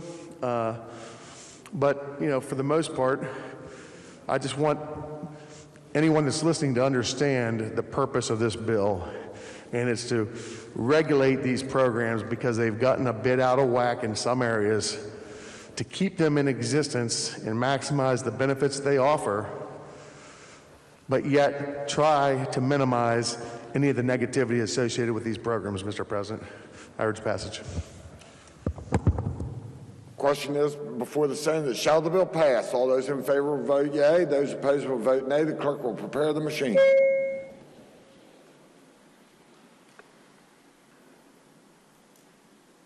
Has every member voted? Has every member voted?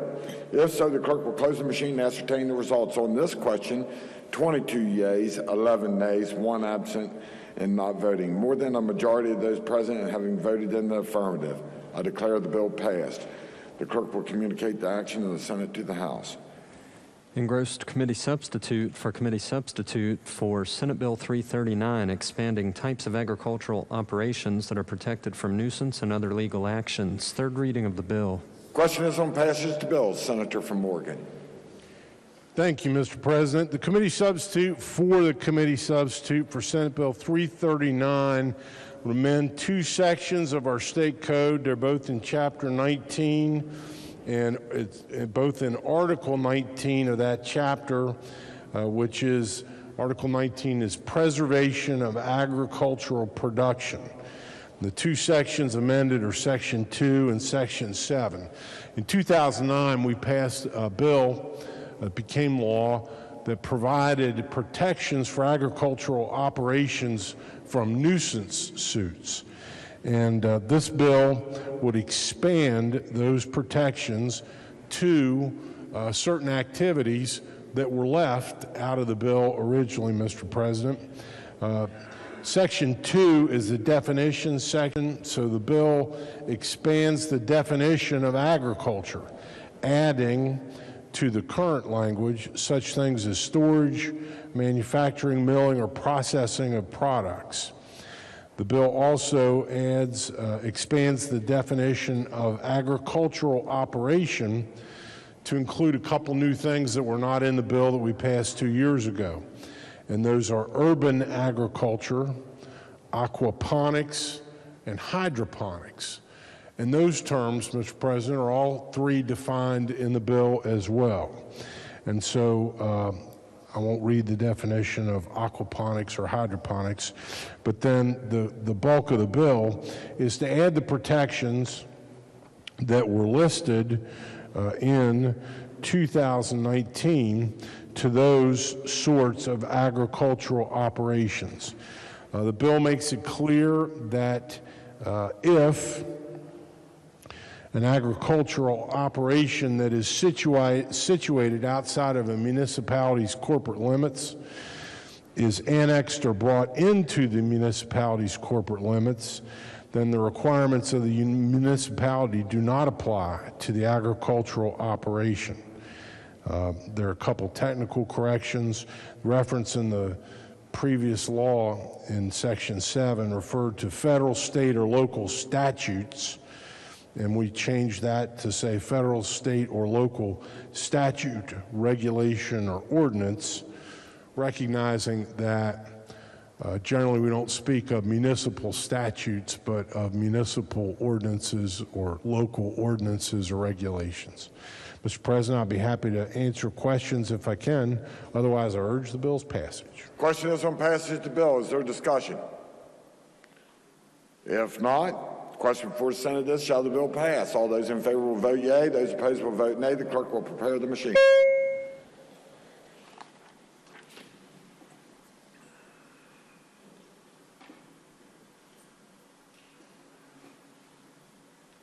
Who am I missing?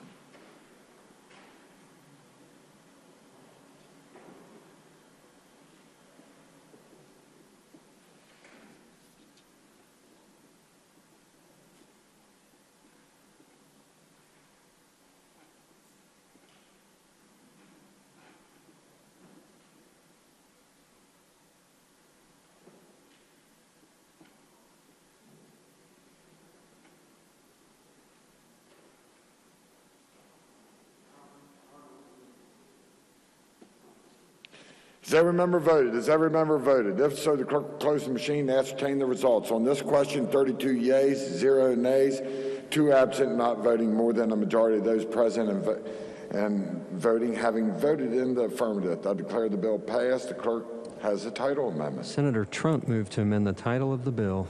The question is on adoption of the title amendment. All those in favor will say aye. Those opposed, no. Appears the ayes have it. The ayes do have it. I declare the title amendment adopted. Clerk will communicate the action of the Senate to the House. Engrossed committee substitute for Senate Bill 344 relating to credit for qualified rehabilitated buildings investment. Third reading of the bill. Question is on passage of the bill. Senior Senator from the 4th. Senator from Brooke. Thank you, Mr. President. Sorry to pull a switch on you there. Senate Bill 344 deals with the historic rehabilitation tax credit program that we have here in West Virginia. Currently, the program is set to expire December 31st of 2022, and so this bill would eliminate the sunset date and allow for that program, which has been very successful around the state, to continue indefinitely. Current law also has limitations on the use of the credit. Currently, there's a $10 million tax credit limit on the amount of tax available for a single project and a $30 million limit on the amount of tax credit authorized in a single year, with a $5 million allocation set aside for projects with tax credits of $500,000 or less. This bill would eliminate those limitations. Finally, Mr. President, the bill would allow for sharing of tax credits among shareholders or members of pass-through entities with flexible sharing agreements subject to approval of our state tax commissioner. The fiscal note from the Tax Department indicates that recent data from the National Park Service for federal fiscal year 2019 indicates potential West Virginia tax credits of roughly $6.5 million for that year. Activity to date has been consistently less than the current limitations that I spoke about previously. So, Mr. President, the fiscal impact of the passage of the bill is largely tied to the elimination of the sunset provision at the end of 2022.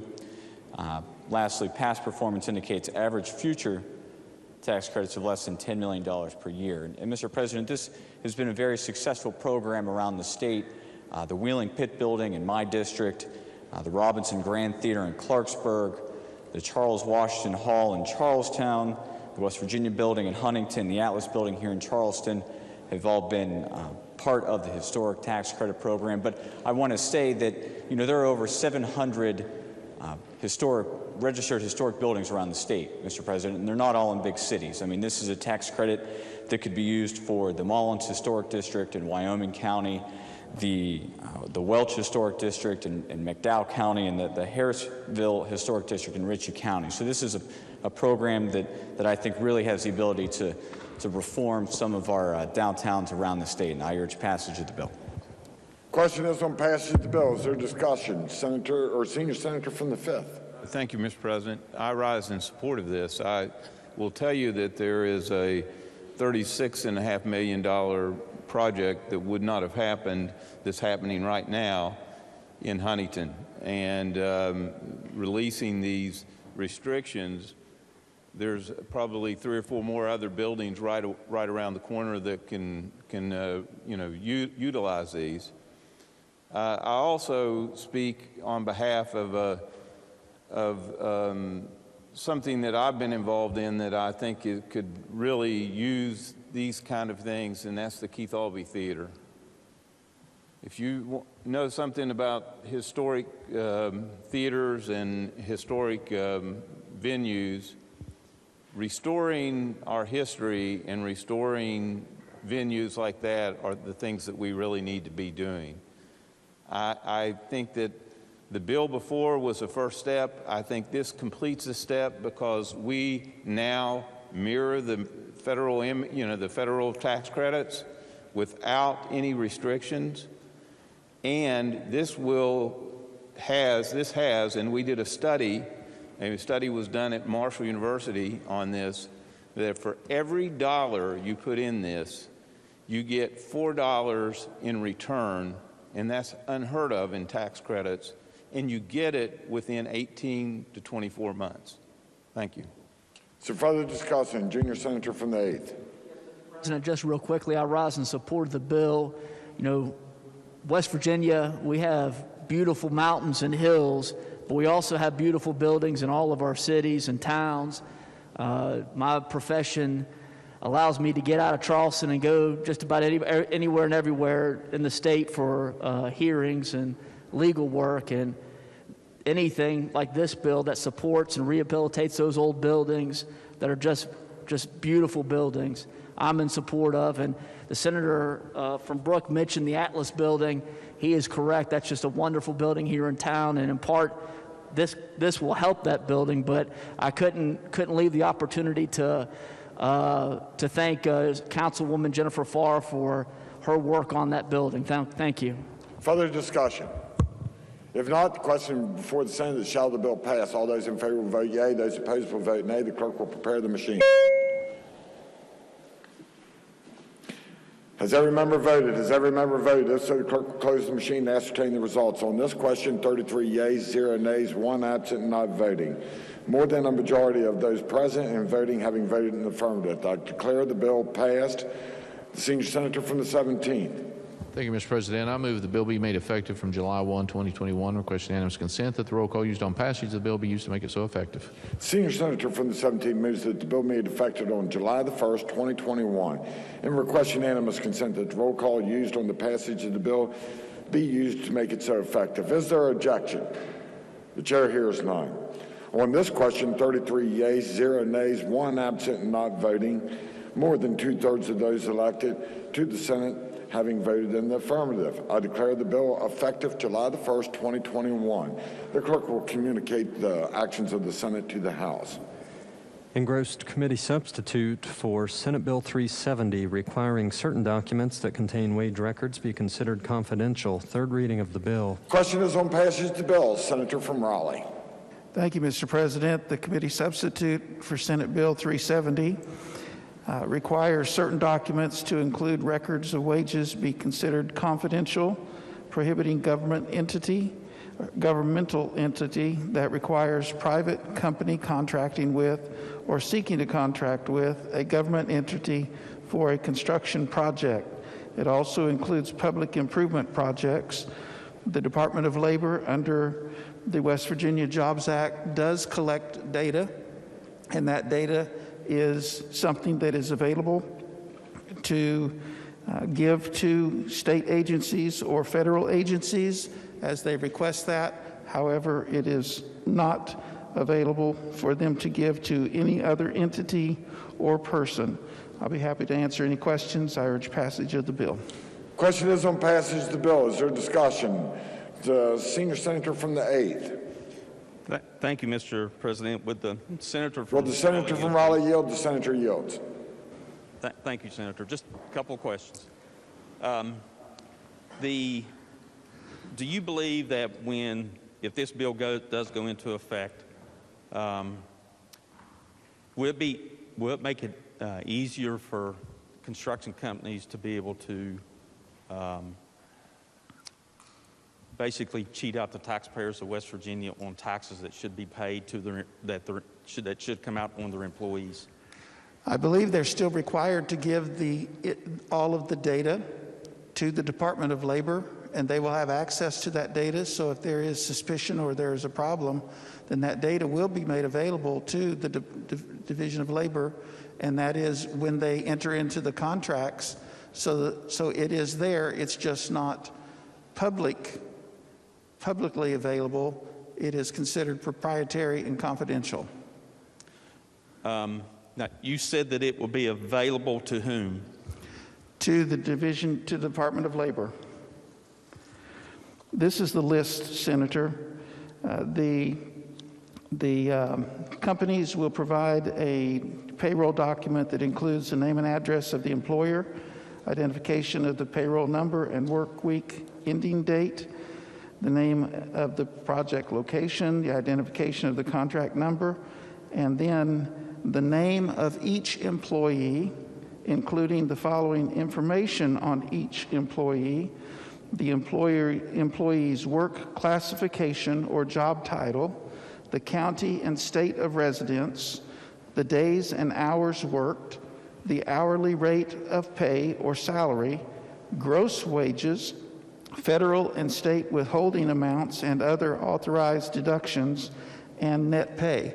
All of these things will be made available to the Department of Labor, and therefore, if there are any violations, they will be able to come back upon that employer. So, Mr. Chairman, do you believe that the Department of Labor has the staff to be able to check every project every month, or weekly, or bi-weekly, to be able to check those records and make sure that the proper deductions are taken out and the taxpayers of West Virginia are not getting cheated on? The West Virginia Jobs Act will require them to do such. And if there is a problem with promulgating the rules concerning doing what this legislation requires, then I would assume that the Department of Labor would make the appropriate requests. And, Mr. Chairman, I don't know if you've heard within infrastructure, but there has been comments made that we've got $3 billion worth of construction going on right now, just in road construction. So it's really kind of hard for me to believe that the Department of Labor has the personnel to be able to monitor and check those payrolls to make sure that they are abiding by the law. Is that a question? Yes. You still believe that they do? I can only answer that this requires that they do. They did not show up in our committee when the bill was introduced to say that they could not do any of that, to contradict that they were not able to fulfill what this bill is requiring. So I have to go on that information, that therefore they are able to complete the tasks. Mr. Chairman, I also seen in here where it says that other agencies will have access to those records. Is that correct? That's correct, both state and federal agencies. Okay. You know, it was brought up in the committee meeting that we had talked about that accessibility to those records. And I brought up the question, what causes the action for either the tax department or whomever to request those records? I would assume that the Division of Labor, Department of Labor, would make those determinations within the department. I don't think that the bill goes into that kind of detail. Sorry.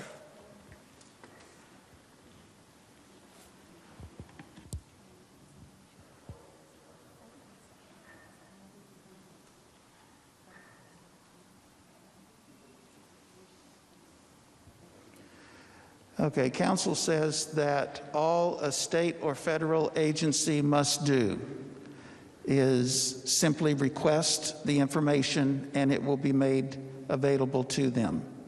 Yeah, and I understand that, Mr. Chairman, but my question is, what causes that action? Since the public will not have that accessibility to make that, well, let me rephrase that. I would Does assume... the public have the ability to ask one of the department agencies to check those records? Does who? The public, the citizen of West Virginia. I would assume that if there was a complaint registered, that certainly a state agency would follow up on that complaint and ask the questions and secure the proper data. However, they would not share that data with the public, but they would act from that. Okay. Thank you, Mr. Chairman. I appreciate it. My pleasure. Mr. President, may I speak to the bill, please? Speak to the bill. You know, this is my 5th year here, and I'm trying to remember if this is the 4th time or is this the 5th time that we have put legislation in place again, trying to put legislation in place again, which I believe it'll probably happen this time. And Mr. Chairman, I don't know what we're trying to achieve here. There's never been a problem. It was in committee that I didn't hear where it became an issue with someone or there was a complaint that was filed. We have been supplying these records for years and years and years. I've been in business for 23, 24 years now and have not had one issue supplying public certified payrolls to the state, federal government, and the public have access to it. I'm not ashamed of what they get paid. Matter of fact, I like for people to see what my employees are getting paid, just like all the other contractors in West Virginia. They're not ashamed of what they pay their employees. But, Mr. President, we have documentation of businesses, construction companies here in West Virginia that come in here to take advantage of people. Mr. President, I believe that what we're getting ready to do, if we pass this piece of legislation, we're just going to open it up for more and more construction companies to be able to cheat the taxpayers of West Virginia by not paying and following the local tax laws here in this state. Mr. President, I'm asking everyone in here to stop and think about that. This is a great state. It's a great place to work. And people want to be paid a fair wage, but they also don't want to be cheated out, and the taxpayers don't want to be cheated out on money that they are paying into West Virginia to fund public projects.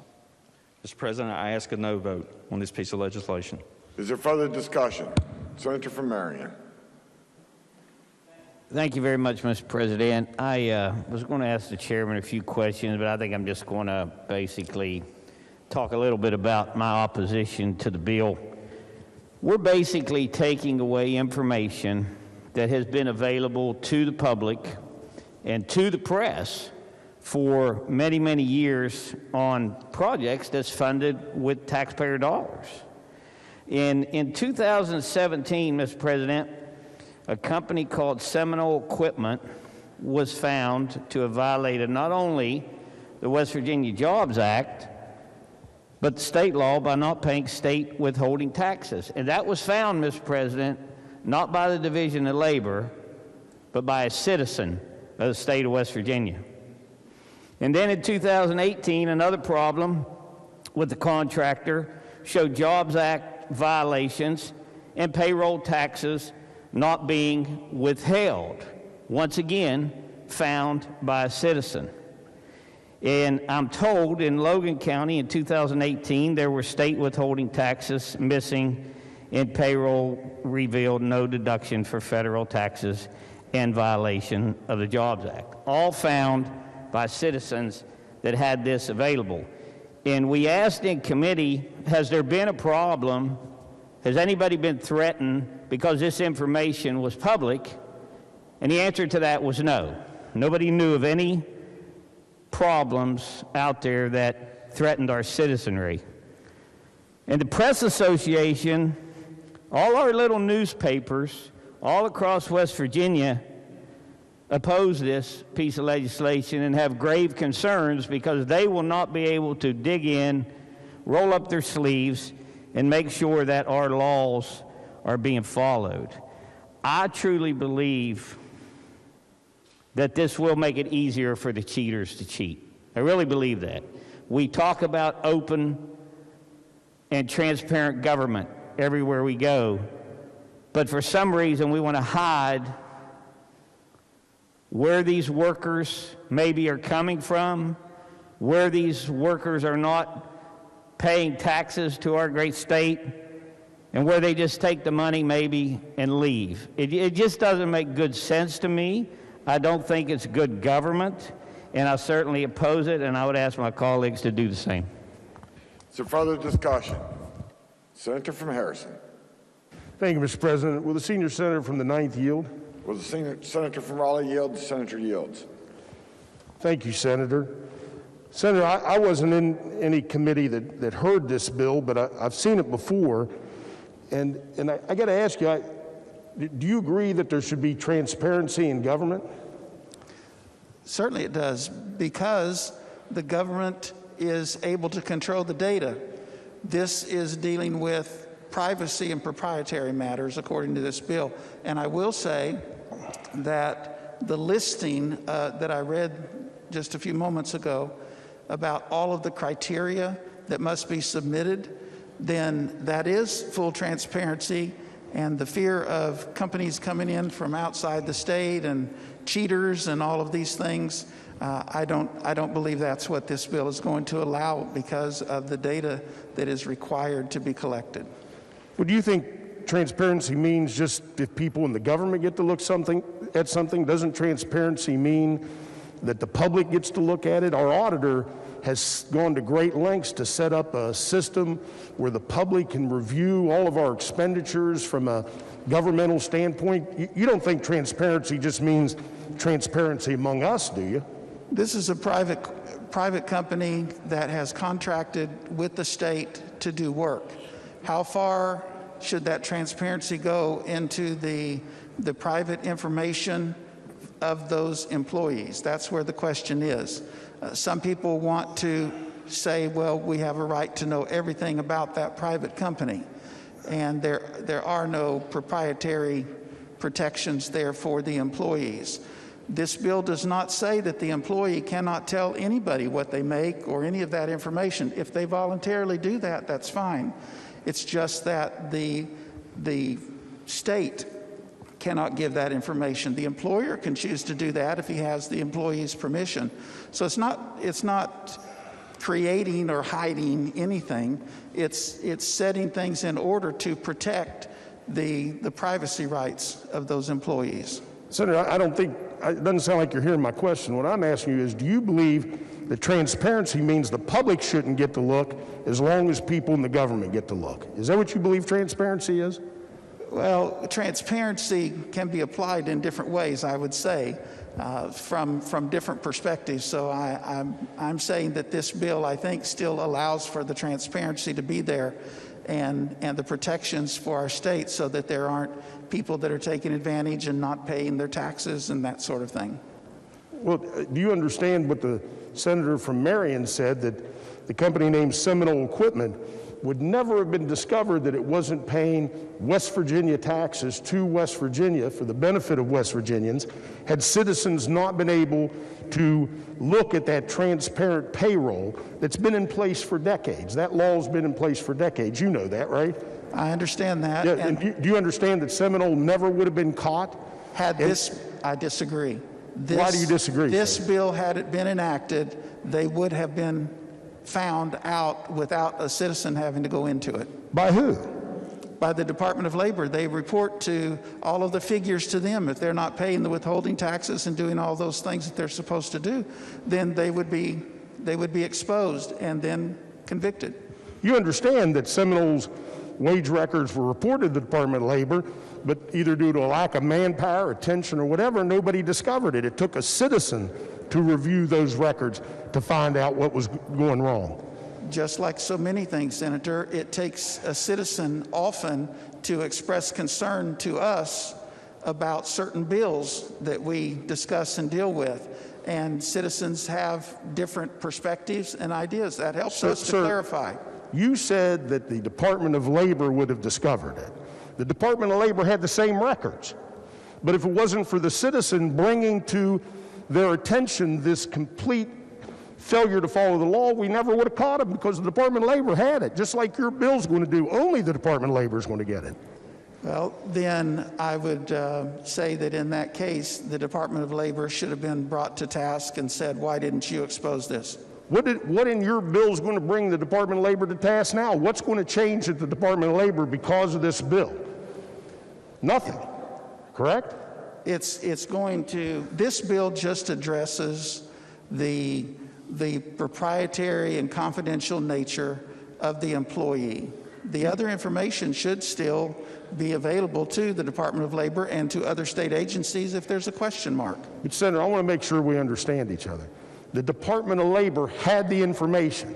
What you're calling proprietary information in this bill is available to the public. The Department of Labor had the same information. They did nothing. If it had not been for the citizen reviewing the wage reports, because they're public now, you're about to make them non-public, if the citizen did not have the ability to review those wage reports, this company would still not be paying taxes. And the Department of Labor never would have caught it. And your bill doesn't address anything at the Department of Labor to make sure they're going to be able to catch this stuff. Maybe that would be a good idea for Senator from the Harrison, senator. you're recognized for questions at this That was a question. That wasn't a question. To ask questions. Maybe If that wasn't a the question, senator I'd from restate it. Harrison would like to introduce a bill that would clarify that. Then, in that way, this is dealing with the confidence and proprietary nature of the employee. Well, Senator, wouldn't you think a prudent bill would make sure that that transparency still existed? And let me ask you this. Did you know that there was another company that was also caught by citizens called Elite Contractors in 2018 that also wasn't paying its taxes? Caught by citizens reviewing the public wage reports that you're about to make private. Did you know about that company? Every time this bill has been argued and debated here. I'm sorry? Every time this bill has been debated here in committee or on this floor, I hear those same illustrations coming up. Well, this one just happened in 2018, and then there was a contractor on a Logan school. When their wage records were questioned, they just disappeared. Did you know about that one? I've heard about that one. And again, caught by citizens reviewing the public record, because, and I understand your statements about proprietary in nature, but they're spending our tax dollars, correct? That's the people we're talking about who have contracts that spend our tax dollars.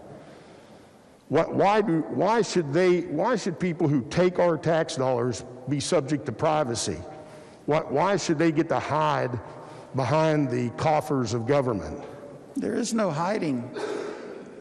Well, we're taking it out of public purview. You agree with that, right?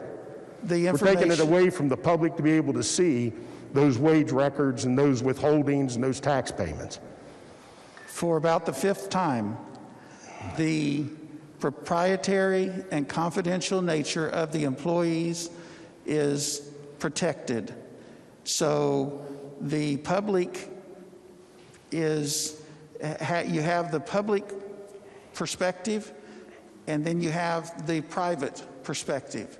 And in this case, just because they work for a company that is duly licensed to operate in this state and is held accountable for all of the things that a company is accountable to do, then if somebody wants to bring question to the Department of Labor or to some other state agency, they certainly can do that, and I would say probably that will continue to happen.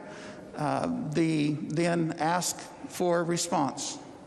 Senator, would you agree with me, if there's nothing for the citizen to look at to be able to file a complaint or air a concern, that nobody's going to be able to challenge any of these companies and whether or not they're paying the taxes that they should pay to our state? Your question is, do I agree with you on that? The answer is no. You think the citizens not being able to look at these records are still going to be able to mount a viable complaint with an agency? I think if citizens have any suspicion of any impropriety, then they have every right to question that and to seek. But if you can't look at the records that tell you whether or not you should be suspicious, how are they going to be able to file a complaint? Just because they see the name of the company? Because we have government agencies that is their task, and they're supposed to be doing that, and that's what this bill is assigning. That's the citizens' task? The government agencies that are involved have that responsibility upon them. Well, Senator, there's three instances here totaling hundreds of thousands of dollars in lost taxes to our state. I sure hope they do a better job with this bill. Thank you. Mr. President, I think what is clear is that nobody's thought through, or maybe they have, what's going to occur if this bill passes. We're talking about spending public tax dollars, and this body, you know, I've often said if hypocrisy was energy, we wouldn't have an energy crisis anymore, but it seems like when we want to be transparent We talk about transparency. When we don't want to be transparent, we talk about the need for confidentiality. Here, we're taking away transparency. We're taking away how our tax dollars, our constituents' tax dollars are being spent. And more importantly, we're taking away the ability of citizens to alert our state agencies when we have bad actors. When we have people who aren't paying their withholdings, people that aren't paying their sales tax, people that aren't paying what they're supposed to for the benefit of West Virginia citizens. Now, who does this bill benefit? Can't benefit people like the senator in front of me whose company goes by the book, because they have nothing to be concerned about with people reviewing their payrolls. This benefits one group and one group only. Those bad actors that come into our state to line their pockets with our tax money and skirt away. We've had this bill, goodness, this session's like Groundhog Day. We've had this bill so many times. I remember several years ago, we reached a compromise. We eliminated contracts underneath $500,000, if memory serves me. If memory serves me, if you have a project less than $500,000, you don't have to report your wages. This is for the big ones. This is for the big ones where West Virginia gets hurt if we're not a transparent government. And don't stand up here and plead transparency to me next time that somebody wants a bill passed and it benefits that argument, because this is the exact opposite. I urge a no vote to this bill. Is there further discussion? Senator from Cabell. Thank you, Mr. President. I rise in opposition. As has been pointed out, there is no good public policy ever found in darkness.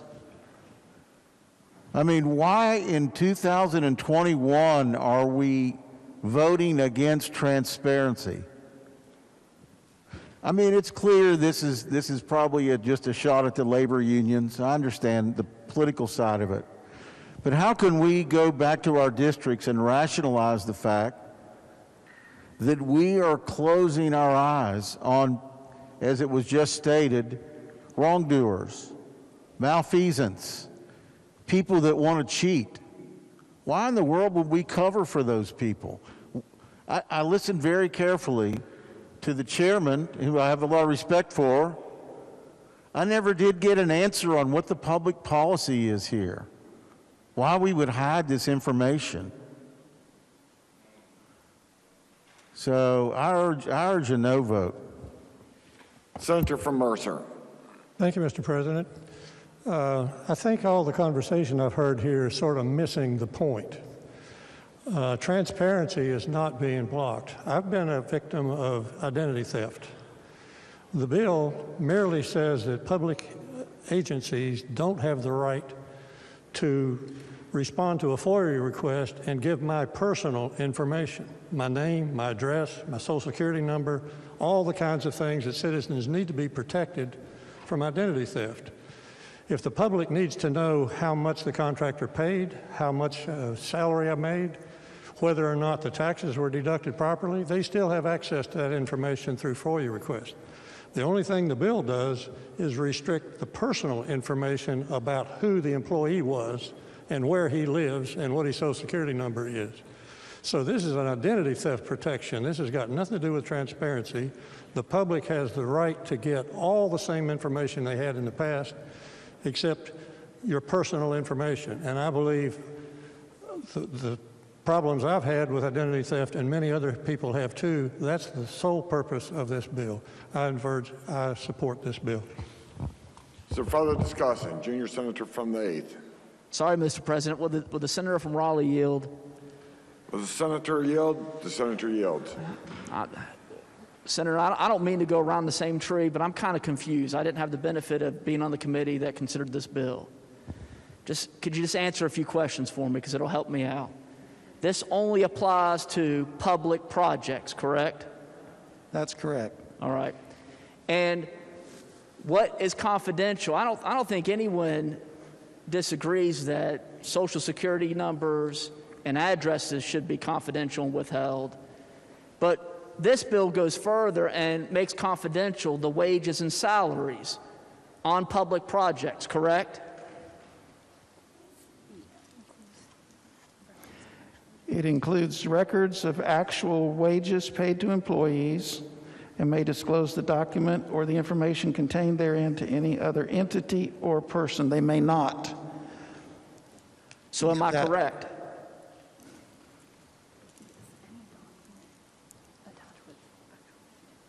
Yes, any document attached with the actual wages. So I'm correct, yes? Pardon me? Am I correct? Yes. I believe that is accurate. I'd like to speak to the bill. Senator has the floor. Thank you, Mr. President. I guess I'll rise in opposition to this bill. I join the senators from Marion, Harrison, Kanawha, and Cabell. Maybe transparency has become as old school as local control. But why would I'm going to ask the same question. Why would we want to make confidential these documents? There is no issue with Social Security numbers, addresses, and personal information. But what this seeks to do, and I still haven't heard a policy reason for it, is make confidential wages from the public. Wages, we're not talking private dollars, we're talking public dollars. The taxpayer has a right to know how much projects are and who's getting paid and for what amount. And for that reason alone, I urge no vote on the bill. Thank you. Is there further discussion? Senator from Raleigh, wish to close? Then, on this question before the Senate, shall the bill pass? All those in favor will vote yea. Those opposed will vote nay. The clerk will prepare the machine.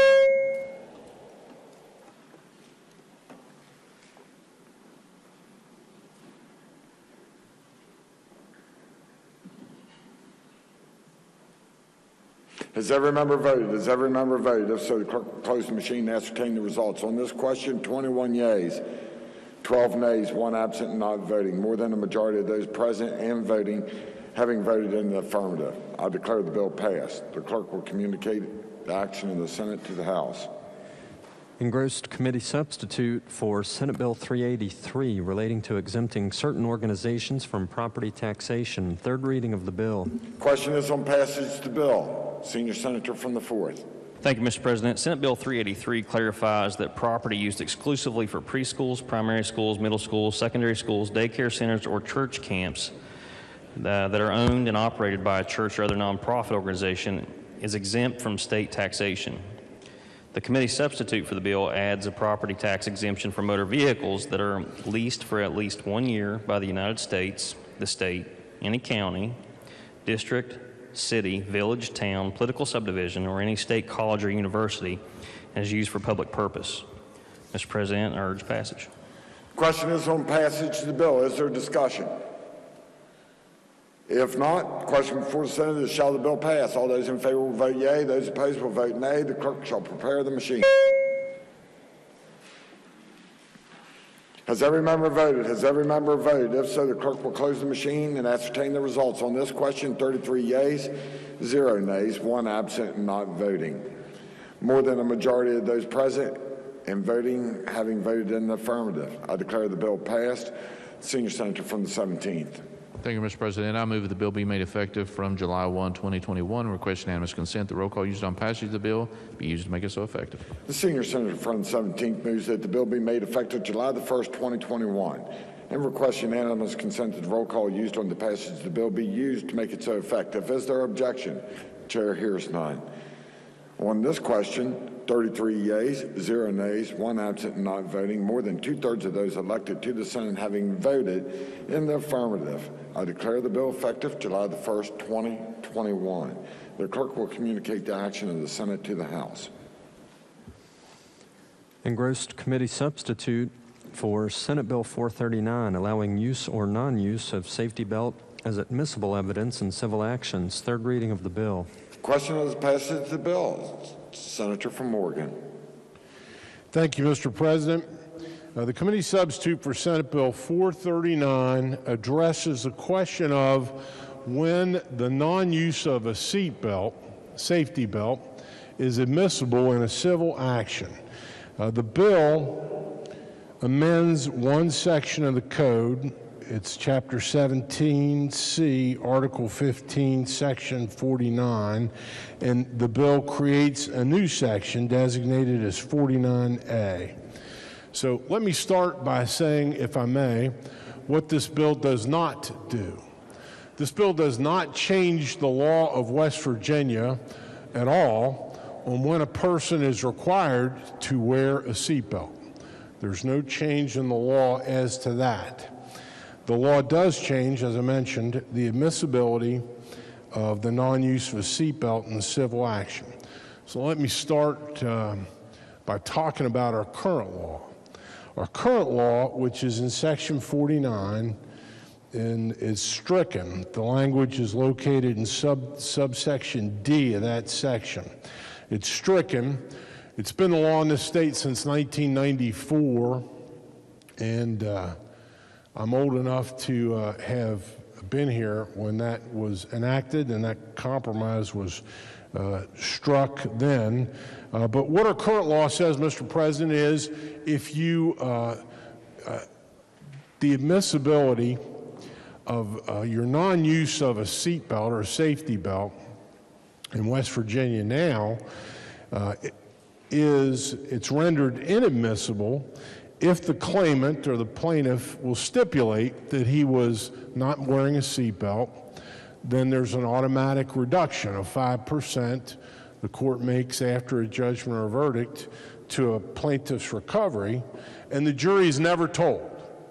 The jury is never told. There's no evidence put in front of a jury under current law as to whether or not a person was wearing a seatbelt in a civil case. So we replace that. That's stricken, and all that is the question of admissibility is governed by the new section, 49A. And so I'm going to walk the members through that, if I may. And there are a number of different aspects to it, but I do want to say at the outset, Mr. President, we've had, as with many other issues, we've probably had a seatbelt, one or more seatbelt admissibility bill here every year that, probably every year since 1994, actually.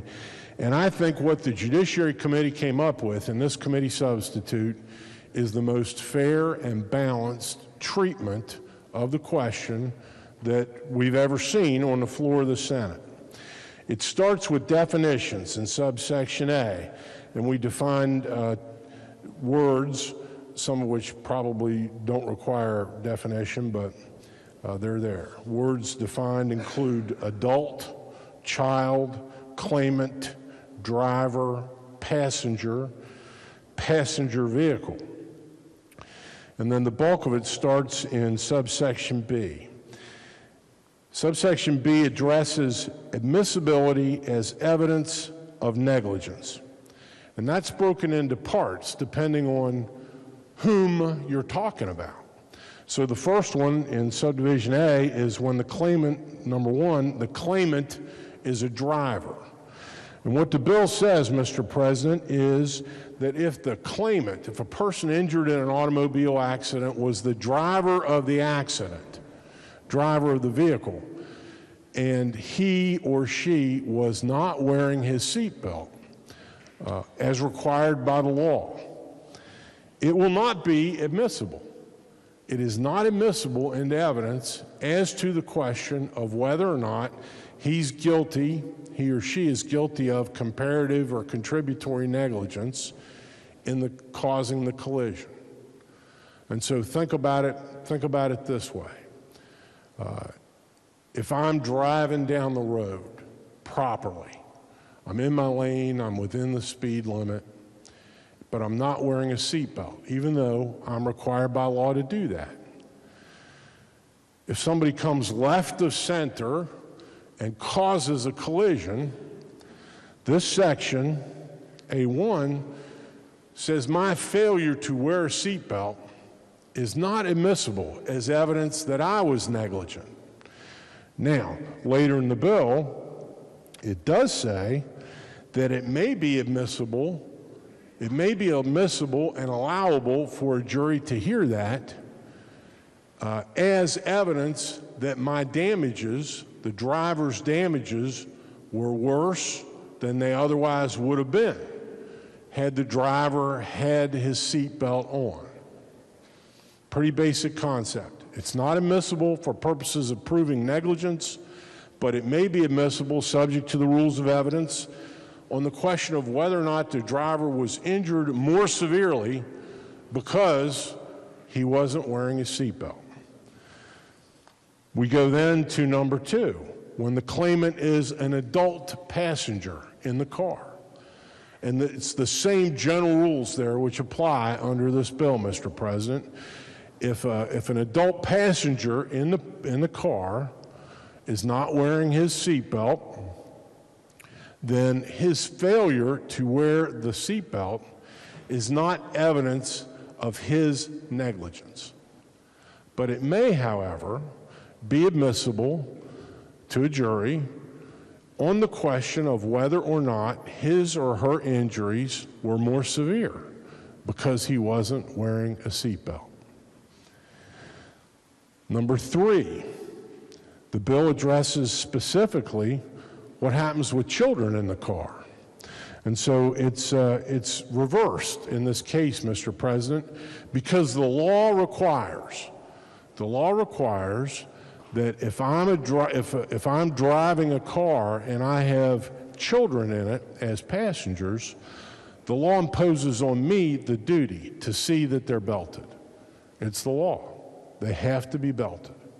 And so what the law says in that regard is we're not going to let a jury reduce the damages for a child who wasn't belted, but in that case, the jury may consider evidence that the child was not belted as evidence of negligence of the driver of the car, whose responsibility it is to see that all his or her child passengers are properly belted. So it's a pretty substantial change from what we have in current law, which is just an arbitrary, it really is just an arbitrary deduction of 5%, and you leave the jury under our current law completely in the dark on the question. So there are some other things. We require in the bill that the court has to instruct the jury in a civil action for damages in which the court has determined that a person was not wearing a safety belt at the time of the collision. The court has to instruct the jury as to the purposes for which the jury may consider it or may not consider it. Is it a question of negligence or a question of damages or mitigation of damages?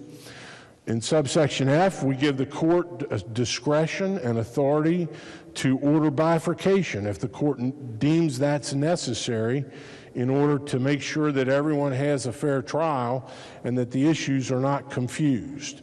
Now, the bill in subsection H, the committee substitute would make the changes in 2021 in this bill effective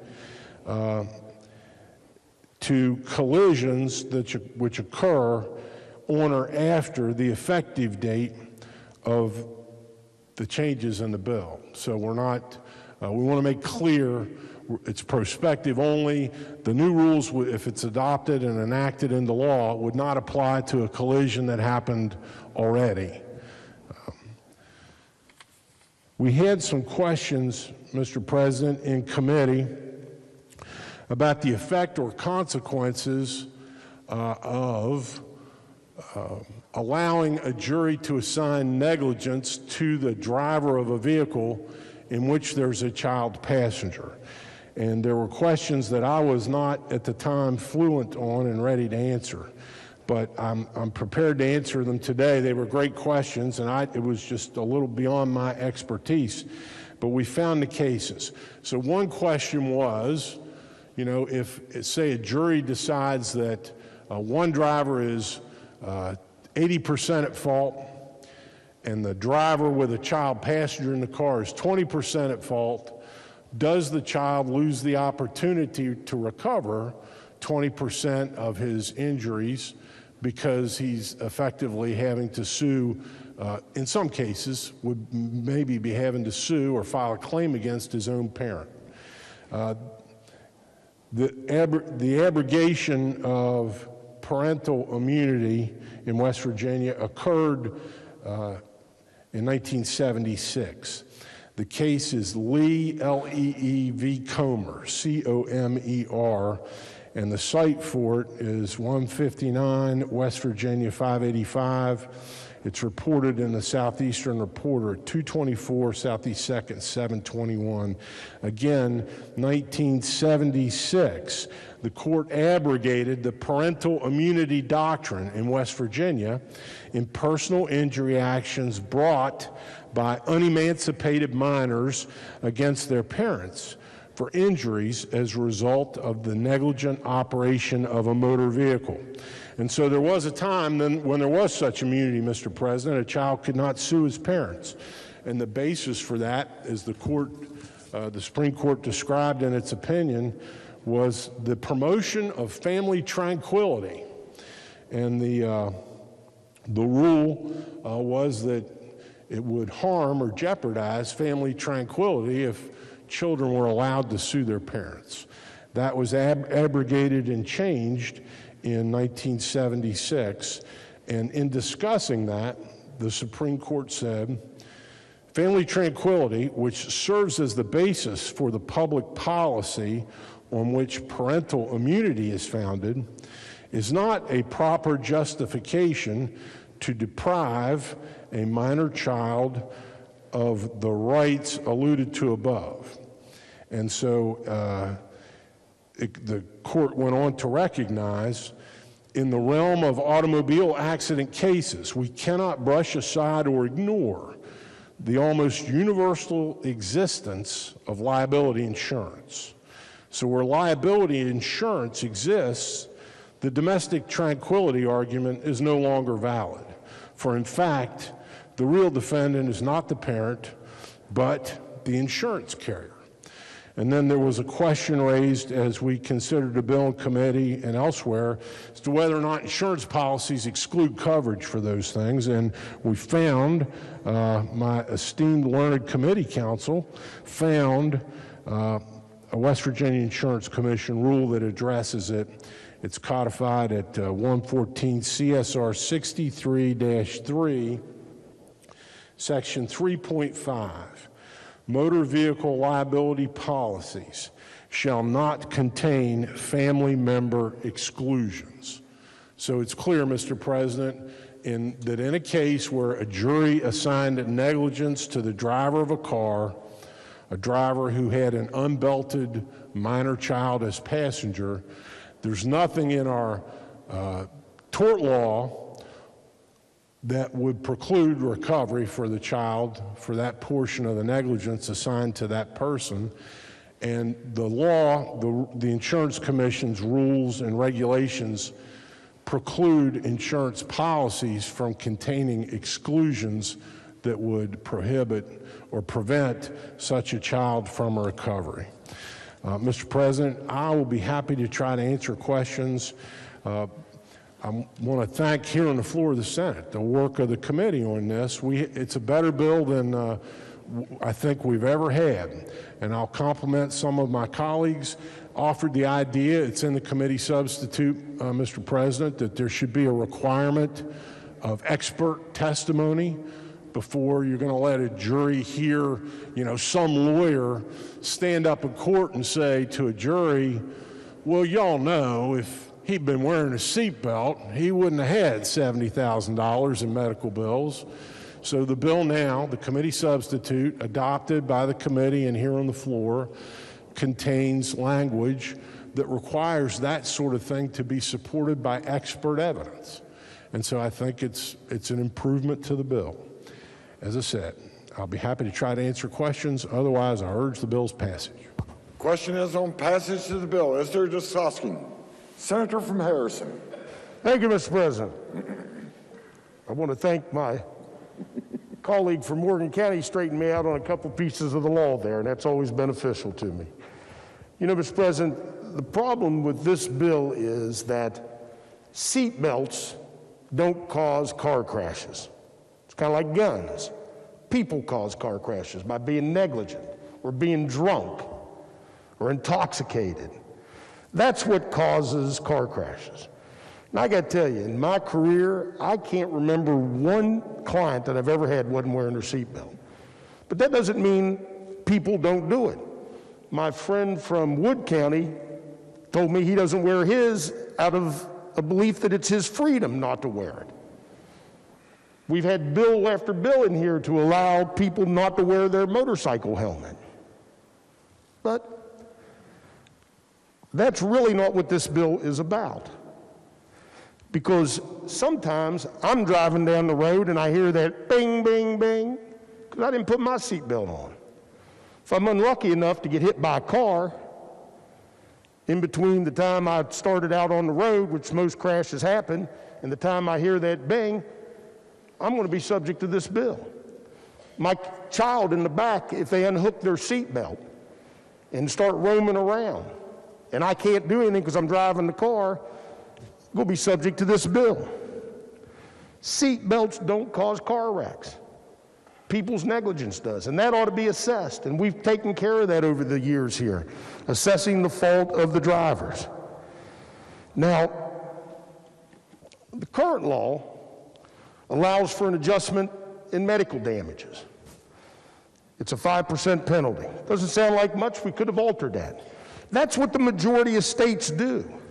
The majority of states penalize the plaintiff for not wearing the seatbelt without telling the jury that they weren't wearing one. Why is that? Put yourself in that jury box for a second, Mr. President. Imagine that somebody is injured in a 40-mile-an-hour crash grievously, and you hear they weren't wearing a seatbelt. You don't have to hear anything else.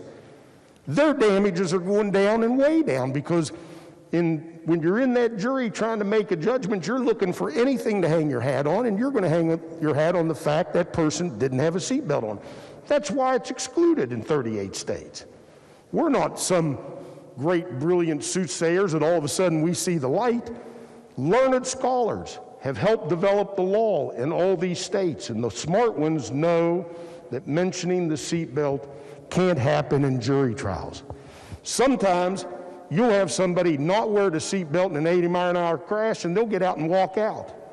Sometimes you'll have somebody wearing a seatbelt in a 25-mile-an-hour crash, and they'll break their necks. That's why it's kept out in most of the states in this country, despite this latest push to have it included in the law by conservative groups. You know, my friend from Morgan said that a judge is going to make the decision. Think about that. Every case where there's no seatbelt is going to have a trial within a trial.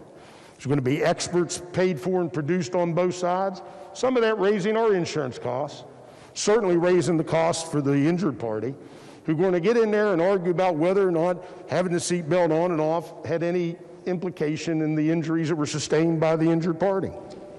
Well, so much for cutting down on litigation, so much for saving insurance money. What this bill really does is allows the insurance companies to interject in every case the possibility that had you worn your seatbelt, your damages would be less. And that's all it takes. There's no exclusion in here for my friend from Wood County who's driving down the road, being perfectly safe, and a DUI driver comes across the center line, hits him head on. No exclusion for that. He's going to suffer the same penalty just like everybody else. And, you know, it just goes against the national debate on this issue. It just goes against really common sense in the application of the law. We know that juries are going to take this information detrimentally and use it against the injured party. That's why we've got the bill. When in reality, if you look at the majority of states in this country, they simply apply a penalty without ever telling the jury about the seatbelt. Again, not going to affect me. I want to be clear about that, but it certainly is going to affect somebody you know one day. I urge a no vote on the bill. Further discussion? Senator from Morgan, wish to close?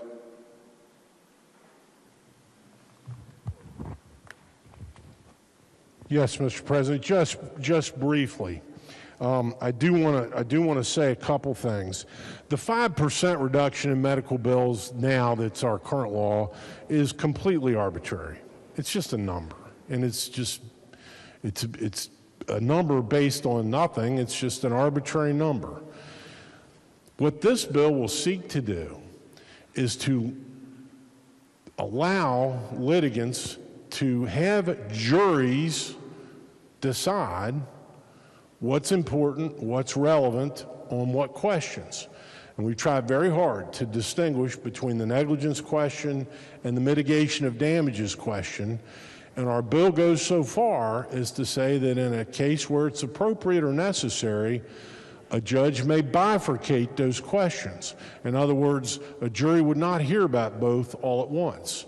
A jury might be asked to hear evidence and determine who's at fault in causing the collision first, and then once that decision has been made, then later hear the evidence of what are the plaintiff's damages and whether or not they could have been mitigated by wearing a safety belt, a seat belt. The senator from Harrison mentioned something that I should have mentioned. This was another amendment that the committee adopted, and I think it was his amendment. So I'm surprised to hear him use it in the hypothetical. But we have in the bill now language that says that doesn't apply if the driver at fault was under the influence. So if a person is hit and injured by a drunk driver, we're not going to allow that drunk driver to say, hey, your injuries would have been worse if you'd been wearing your seatbelt. That's ruled out when the driver at fault is under the influence under this bill as it's written. And so, Mr. President, states are all over the place. There are 50 different ways of doing this.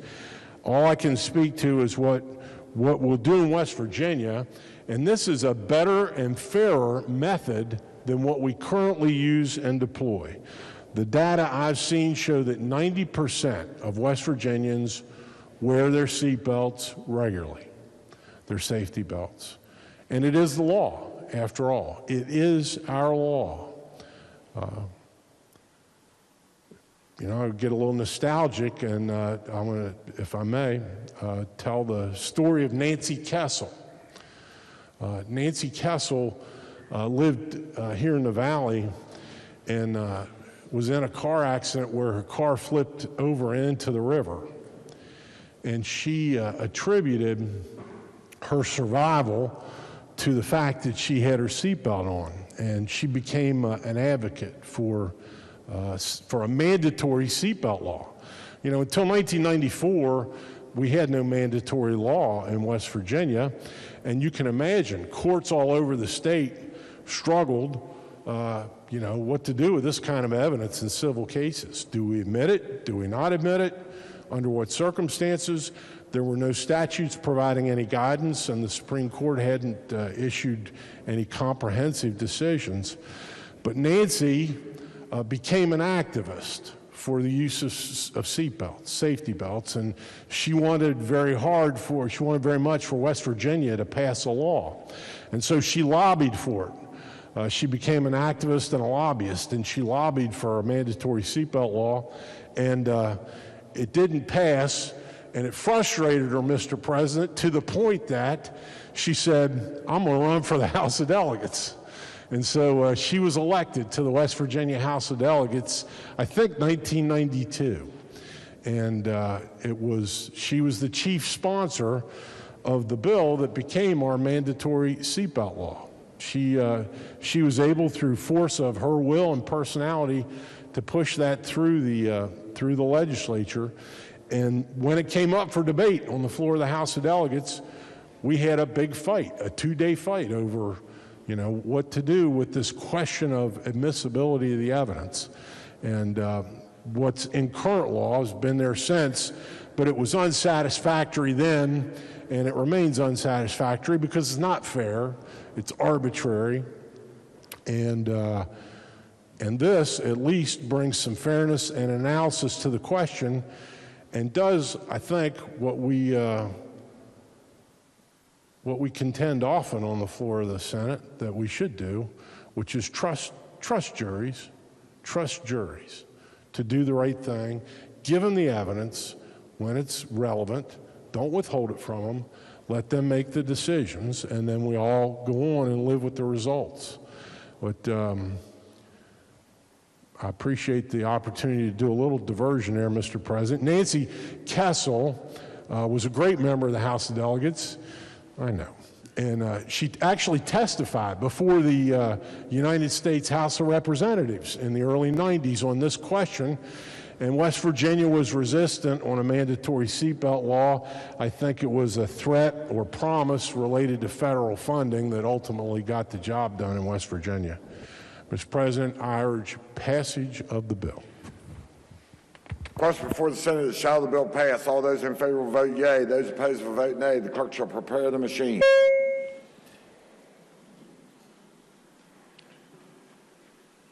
Has every member voted? Has every member voted? If so, the clerk will close the machine and ascertain the results on this question. 24 yeas, 9 nays, 1 absent and not voting. More than a majority of those present and voting having voted in the affirmative. I declare the bill passed. The clerk will communicate the actions of the Senate to the House. Engrossed Senate Bill 456 relating to Natural Resources Police Officers Retirement System. Third reading of the bill. Question is on passage of the bill. Junior Senator from the 17th. Thank you, Mr. President. Last year we put in place a new retirement system for the DNR. And what this bill does is has a couple technical corrections. First, it provides a definition for the term beneficiary. Second, it corrects some typographical errors from last year.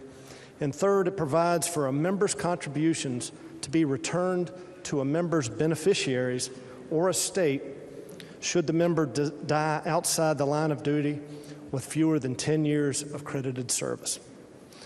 Happy to take any questions and I urge passage, Mr. President. The question is on passage of the bill. Is there discussion? If not, question for the Senate is, shall the bill pass? All those in favor will vote yea. Those opposed will vote nay. The clerk will prepare the machine.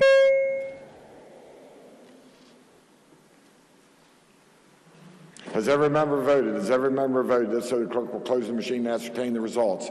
On this question, 33 yeas, 0 nays, 1 absent, not voting. More than a majority of those present and voting having voted in the affirmative. I declare the bill passed. The clerk will communicate the actions of the Senate to the House. Engrossed committee substitute for Senate Bill 460 relating to Deputy Sheriff Retirement System Act. Third reading of the bill. Question is on passage of the bill. Junior Senator from the 17th. Yes, thank you, Mr. President. Senate Bill 460 affects the Deputy Sheriff Retirement System.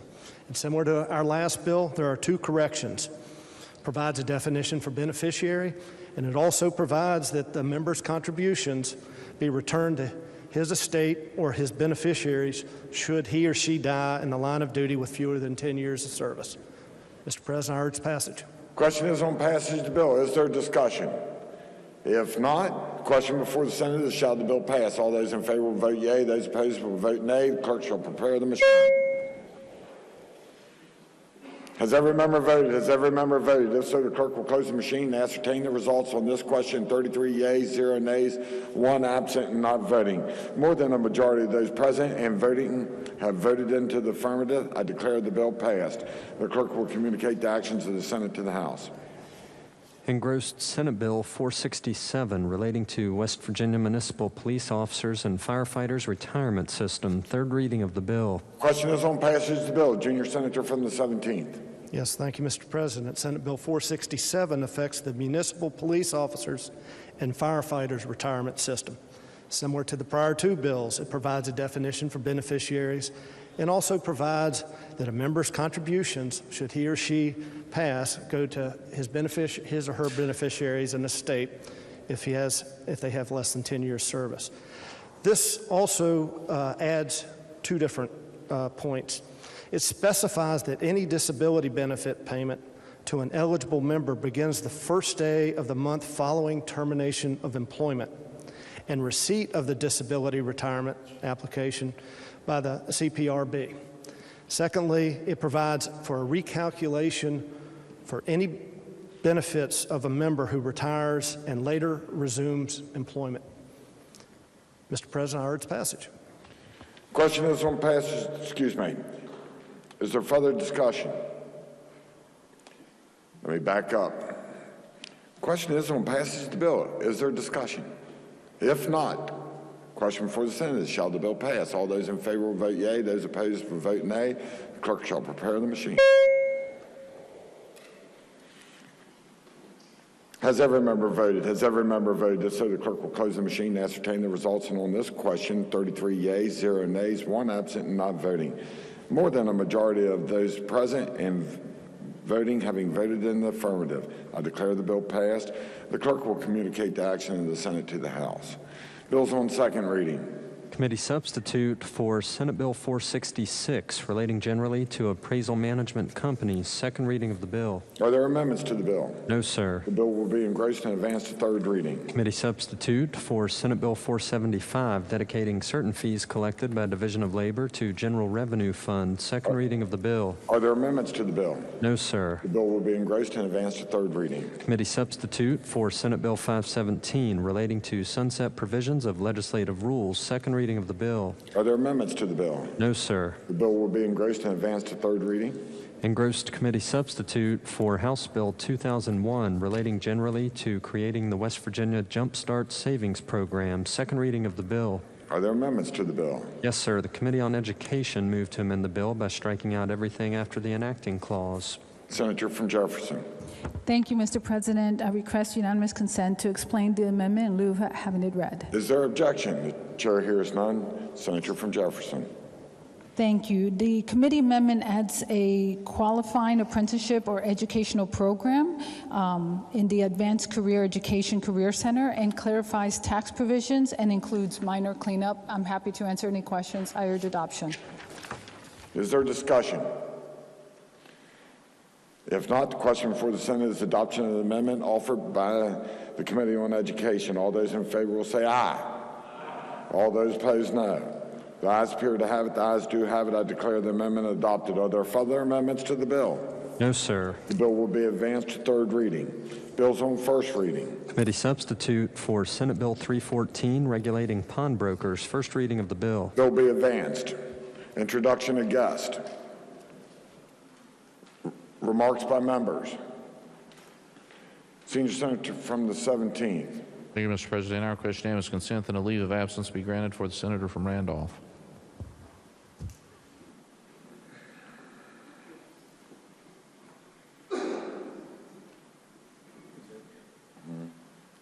In remarks.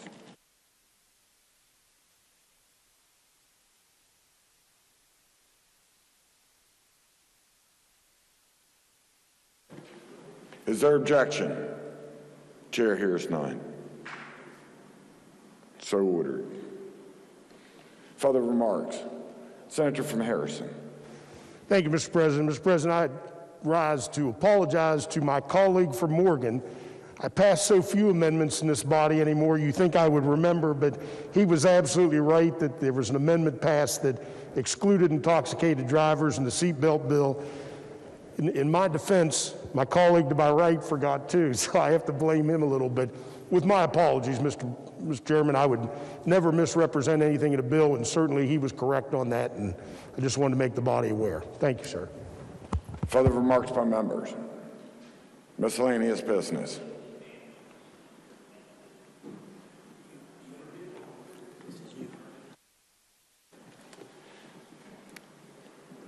No, hold on. The chair announces the following changes to standing committees.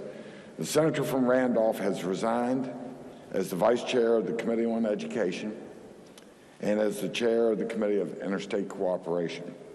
The senator from Randolph also resigned from the committees on Banking and Insurance, Education, Interstate Cooperation, the Judiciary, Pensions and Transportation, and Infrastructure. The senator from Raleigh has been appointed to the vice chair of the Committee on Education, and the senator from Summers has been appointed the chair of the Committee on Interstate Cooperation. The senator from Preston has been appointed to the Committee on Banking and Insurance. The senator from Brooke has been appointed to the Committee on Education. The senator from Lewis has been appointed to the Committee on Interstate Cooperation. The senator from the 15th, senior senator from the 15th, has been appointed to the Committee on the Judiciary. The senator from Mercer has been appointed to the Committee on Pensions. And finally, the senator from Summers has been appointed to the Committee on Transportation and Infrastructure. So other miscellaneous business. If not, I recognize the senior senator from the 17th. Thank you, Mr. President. Subject to announcements, I move the Senate stand adjourned until tomorrow at 11 a.m. Are there announcements? Senator from Jefferson. Thank you, Mr. President. Your Committee on Education will meet today at 3:30 in room 451M. Senior senator from the 17th. Thank you, Mr. President. Your Committee on Rules will meet tomorrow morning at 9:30 a.m. in this President's conference room. Senior senator from the 6th. Thank you, Mr. President. Your Committee on Government Organization will be meeting today at 3:30 in room 208 West. Senator from Raleigh. Thank you, Mr. President. Your Committee on the Workforce will meet Wednesday at 10 a.m. in 208 West. The agenda will be posted this afternoon. Senator from Marshall. Thank you, Mr. President. Your Committee on Health will meet today at 2:30 and Senate Finance. Senator from Tucker. Thank you, Mr. President. Your Committee on Energy will meet today at 2:30 and 208 West, and the agenda has been posted. Are there further announcements? Senator from Summers. Mr. President, your Committee on Interstate Cooperation will meet tomorrow morning at 10 a.m. in 451M. Further announcements. Senator from Mercer. President, the Committee on Economic Development will not meet tomorrow, Wednesday, at its regular time, and I'd like to announce that future meetings of that committee will be in 451M. Senator from Logan. Thank you, Mr. President. The American Trucking Association Share the Road tractor trailer will be out in front of the Capitol out by the river, if it's still there. But I encourage everyone to get out and see it. And also the Trucking Association is having a reception at the mega office at 5 p.m. Swing by. Further announcement. Junior Senator from the 17th. Yes, thank you, Mr. President. Your Pension Committee will not meet tomorrow. Further announcements. If not, the question before the Senate is shall the Senate stand adjourned until tomorrow at 11 a.m. All those in favor will say aye. Those opposed say no. The ayes appear to have it. The ayes do have it. I declare the Senate adjourned.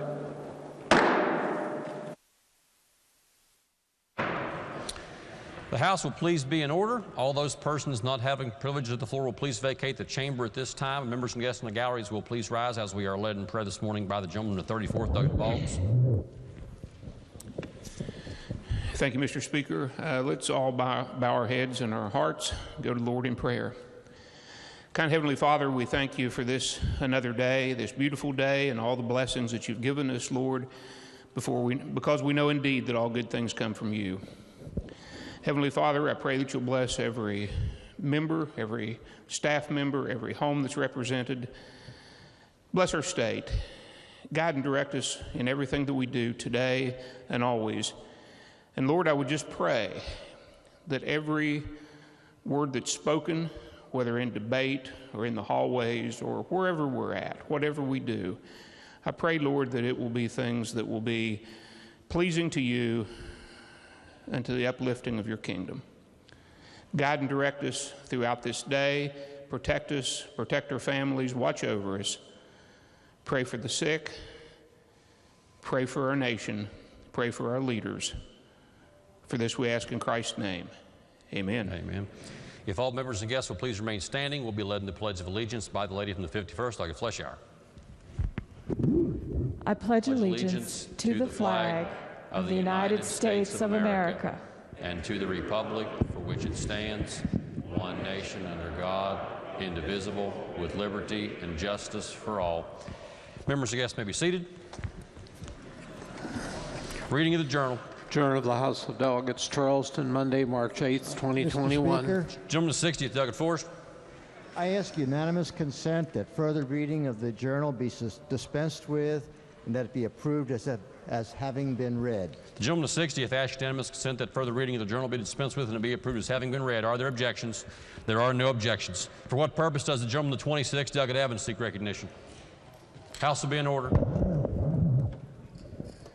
Mr. Speaker, I have 3 high schools in my district. One of those is Montcalm High School. The principal of Montcalm High School, Mr. Craig Havens, passed away yesterday. He's the active principal. There are a lot of hurting kids and teachers and community members. Principal Havens and his wife, Cindy Havens, are dear friends of mine. The family, their sons, their daughter. When Montcalm didn't have a football field, Mr. Havens borrowed the bulldozer from his dad and built him one. He coached the football team, the basketball team. He went on to become the athletic director. He and I spent an awful lot of time on the phone together scheduling games. His wife, Cindy, coached against her numerous times in softball games, and his son hired him as athletic director to referee for us. So the Havens family literally is the glue that holds Montcalm High School together. Today the community's hurting. I would ask that the House remember them in a moment of silence.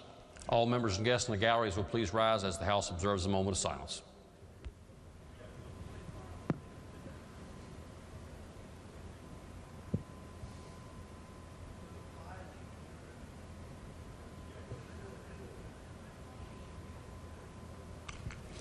Members and guests may be seated. Lady from the 49th for an update on the calendar. Thank you, Mr. Speaker. On second reading, special calendar, committee substitute for House Bill 2792 has been transferred to the House calendar. On third reading, House calendar, committee substitute for Senate Bill 270 has been transferred to the special calendar. And on second reading, House calendar, committee substitute for Senate Bill 272 and 277 have been sent to the special calendar. Introduction of guests. Lady of the 49th. Thank you, Mr. Speaker. Our doc of the day is Dr. Melissa Price of Huntington. If everyone could please make them welcome.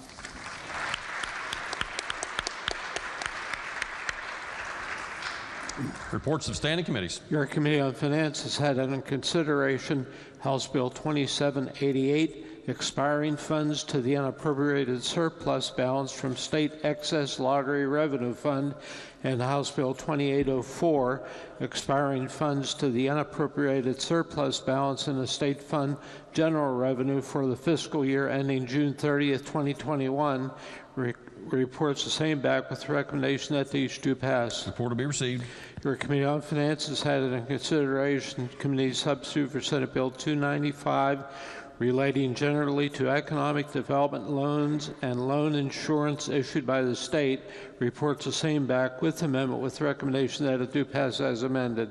Report to be received. Your Committee on Finance has had it in consideration House Bill 2789, supplementing and amending the appropriations to the Public Defender Services, House Bill 2802, supplementing and amending the appropriations of public monies out of the Treasury from the balance of monies remaining as an unappropriated surplus balance in the State Fund General Revenue to the Department of Homeland Security Division of Energy Management, and House Bill 2803, supplementing and amending the appropriations of public monies out of the Treasury from the balance of monies remaining as an unappropriated surplus balance in the State Fund General Revenue to the Department of Commerce Division of Forestry. Reports of committee substitutes, therefore, with recommendation that the committee substitutes each do pass. The report will be received. Your Committee on Judiciary has had under consideration House Bill 2770, including home confinement officers and definition of law enforcement officers. Reports back committee substitute, therefore, with the recommendation that the committee substitute do pass. The report will be received. Your Committee on Judiciary has had under consideration House Bill 2891, creating minimum statutory standards for law enforcement officers. Reports back to committee substitute, therefore, with the recommendation that the committee substitute do pass. The report will be received.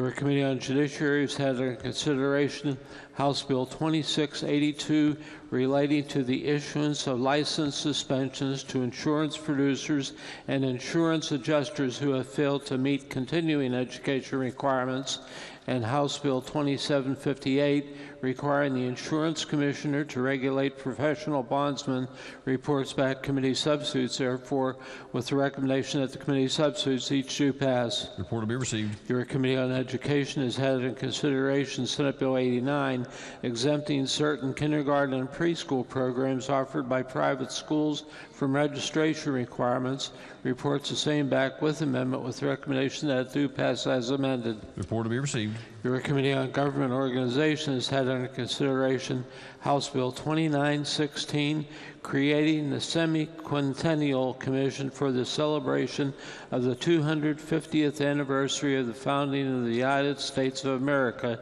Reports back a committee substitute. Therefore, with the recommendation that the committee substitute do pass. The report will be received.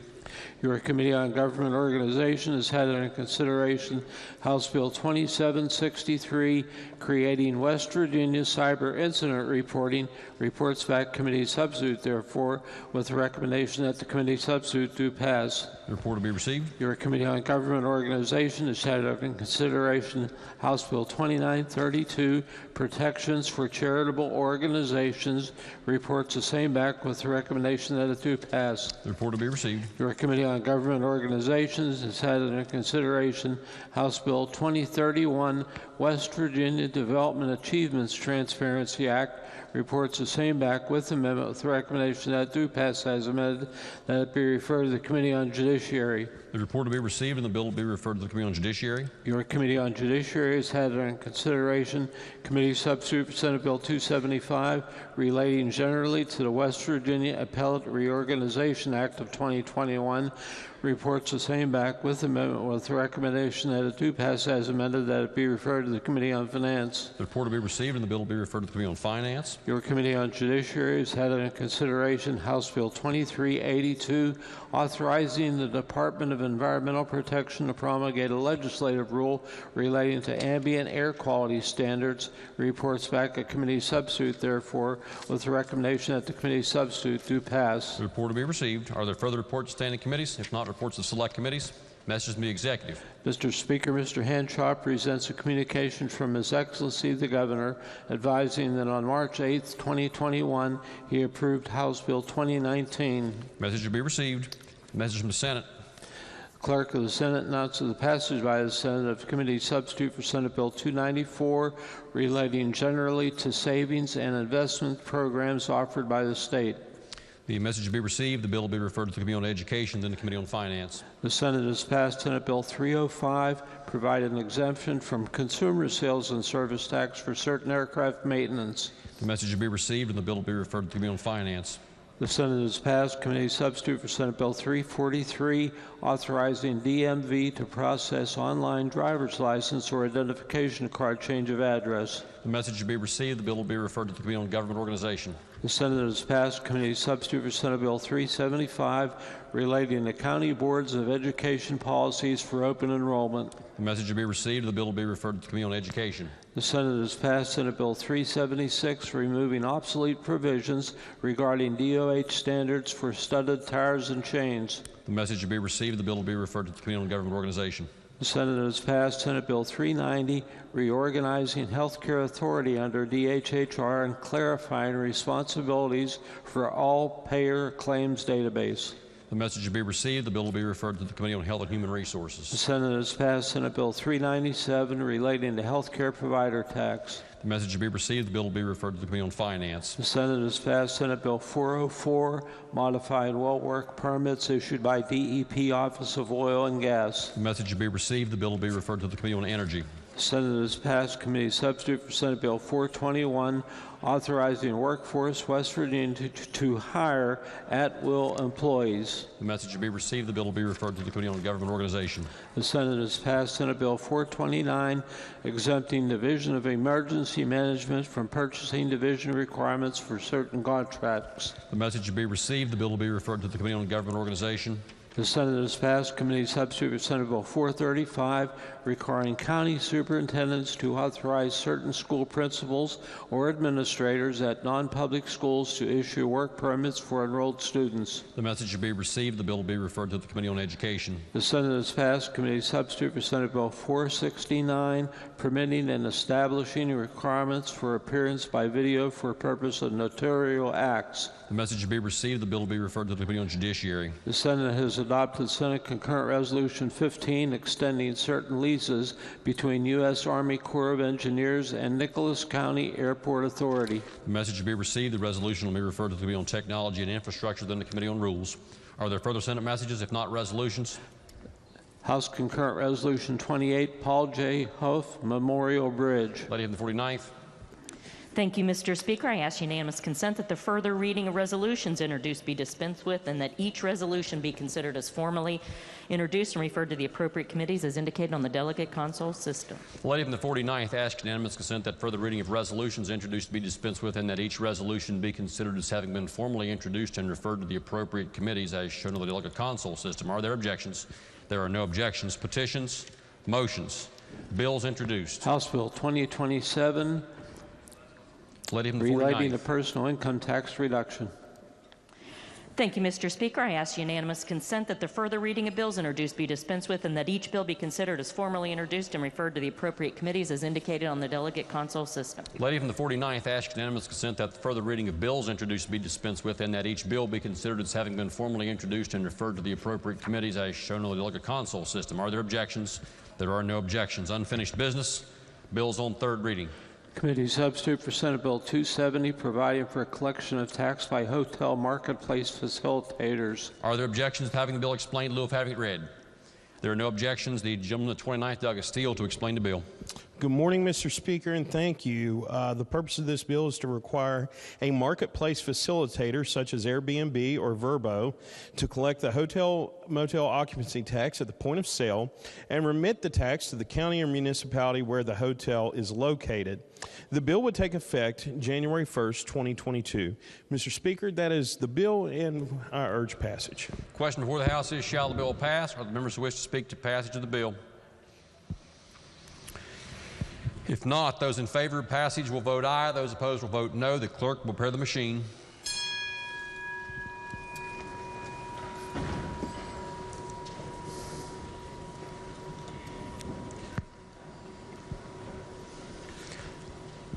Has every member voted? If so, the clerk will close the machine and ascertain the result. On that question, there were 85 ayes, 13 nays, and 2 members absent or not voting. A majority of members having voted in the affirmative, the chair declares the bill passed. The clerk will please report the title. Committee Substitute for Senate Bill 270, providing for a collection of tax by hotel marketplace facilitators. Are there amendments to the title? If not, the title is read by the clerk. Will be and remain the title of the bill. The clerk will please communicate the action of the House to the Senate. Next bill on third reading. House Bill 2906, relating to the School Building Authority's allocation of money. Are there objections to having the bill explained in lieu of having it read? There are no objections. The gentleman to 13th, Doug Higginbotham, to explain the bill. Thank you, Mr. Speaker. This bill would increase the discretion of the School Building Authority to spend up to 10% of their annual construction and improvement budget for projects at multi-county vocational programs throughout the state. The current limit is 3% of their budget every year. This is not an increase of funding, but allows greater discretion and flexibility to the SBA to distribute funds based on needs at multi-county vocational programs for major improvements. There are 7 multi-county career centers throughout the state and the schools for the deaf and blind. The non-multi-county vocational schools are not limited in their funding allocation by this type. That is the bill. Question before the House is, shall the bill pass? The gentleman, the 44th, Doug Hanna, is recognized. Thank you, Mr. Speaker. I wanted to stand today to provide a little bit more clarity and understanding on the bill before you. It's a simple bill. It actually just changes one word, and it increases the spending authority of the School Building Authority from 3% to 10% for multi-county vocational schools. That's a 7% increase. And I think the Vice Chairman noted that this spending authority is discretionary. They're not required to spend that 10%, but let's be honest with ourselves. This bill was requested by the SBA, and if they requested 10%, What do we think they're going to spend? They're going to spend 10%. But here's my problem. I don't serve on finance, but I've had the opportunity to listen to plenty of the budget hearings this year, and one of those being the SBA. And I know that they did not request any increase or decrease in their needs funding when it comes to their budget this year. So needs funding is at $53.8 million last year, and that's exactly what they requested this year. And when I asked them in committee if they spent all of that money last year, they said yes, they spent every single dime. So my question is if there's no increase in funding, but yet we're going to increase spending authority, where's this money going to come from? So we have a 7% discrepancy we have to make up, and the only way I can put this together is it's got to come from one of three places. They're going to take that 7% from existing school maintenance to fill the gap within those multi-county schools. Number two, they're going to keep their discretion at 3% this year, come back next year and request a 7% budget increase to fill the gap of what we just did this year. Or number three, they have money somewhere that we just don't know about. And I don't know about you, but my tenure in this legislature, it seems that often agencies or people will come to us with bills they need or pieces of legislation, and it's after the fact that we realize the actual intent. And I'm kind of tired of getting the wool pulled over my eyes. So I think that when you look at this bill, I see deception. I see a story that we don't have all the answers to. The bill looks good on the cover, but when you come down to it, where's the money coming from? Or maybe a better question is, who are we taking the money from? This bill was close in committee. I think it should be just as close a vote today on the floor. I would urge rejection, and I hope you all would join me. Thank you, Mr. Speaker. Are there other members who wish to be recognized on the bill? If not, does the gentleman yes, the gentleman 42nd, Daggett Longenecker. Thank you, Mr. Speaker. I concur with the gentleman from Nicholas County. I called my VOTEC director in my county, and I can tell you that they are not among the 8 schools that will benefit from this bill. They struggle every year and fight for every dime of maintenance funding they can get right now. And as the gentleman from Nicholas County so eloquently pointed out, that 7% gap in funding has to come from somewhere, and I think it's the first option that he gave. They're taking it away from other VOTECs in other counties who do not fall within the purview of these 8 multi-county VOTECs. So before you push that button, think about your local VOTEC and ask yourself if this will help them or will this hurt them. I'm a no on this bill. I respectfully appreciate the fact that we're trying to take care of some other schools out there. They do need maintenance funding, but so do the other 41 counties or whoever has VOTECs. We're going to hurt those schools, in my humble opinion. Thank you, Mr. Speaker. The gentleman 36, Daggett Rose, recognized. Thank you, Mr. Speaker. Would the gentleman who presented the bill answer a question or two? Certainly. Are there caps on what could be spent for VOTEC centers that are not multi-county? There are not, no. So there's no problem with them funding a major renovation or a major building project if it's not a multi-county project? That's correct. And as I understand, the cap that is on that right now is 3%, and if I did my math right at $53 million, that only allows about $1.5 million or so for any project for a multi-county vocational school, correct? Yes, and there are major projects that cost substantially more than that currently that they legally are not allowed to pay for. Now, let's see, if the cap was raised under the bill to 10% in any one year, it would be on $53 million. That would be $5.3 million. Thereabout, yes. And is the school building authority saying that they could handle most of the projects needed at these multi-county schools? Yes. There's certainly plenty of projects at all schools throughout the state that need done, but there is a great need for these multi-county schools and also for the School for the Deaf and Blind. Now, there's no requirement that they spend any particular amount of money on any school, correct? Whether it's multi-county or single county? No, it's simply a cap of what they can spend up to. So there is a lot of there's two major funds. You've got this one for the multi-county vocational centers, which is a very small amount, and then you have the larger fund, which is for all the other schools in the state. There is no real limit on that. Whatever their total budget is for SBA, that's essentially what their budget is for all the other schools in the state. Now, I assume that $1.5 million on a construction project would not be a major construction project. Is that? Not a major renovation, perhaps replacing an HVAC unit or maybe floors or a roof, but that would not cover a substantial renovation. Thank you, sir. Thank you, Mr. Speaker. The gentleman to 67th, Doug Doyle, is recognized. Thank you, Mr. Speaker. The gentleman from either Webster or Nicholas, I can't remember, is actually onto something. But I'm still going to vote for the bill. It is true that the total amount of money is not being increased and a larger percentage will be shifted over toward the vocational centers. I think they need it. They have fallen behind in terms of physical plant over the years. And I agree with what I think his point is, what I hope his point is, that the real answer is the time has come to increase the amount of money that goes into needs so that all of the need can be filled.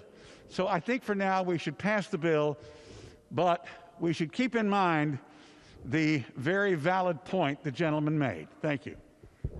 The gentleman to 66, Doug Espinoza, is recognized.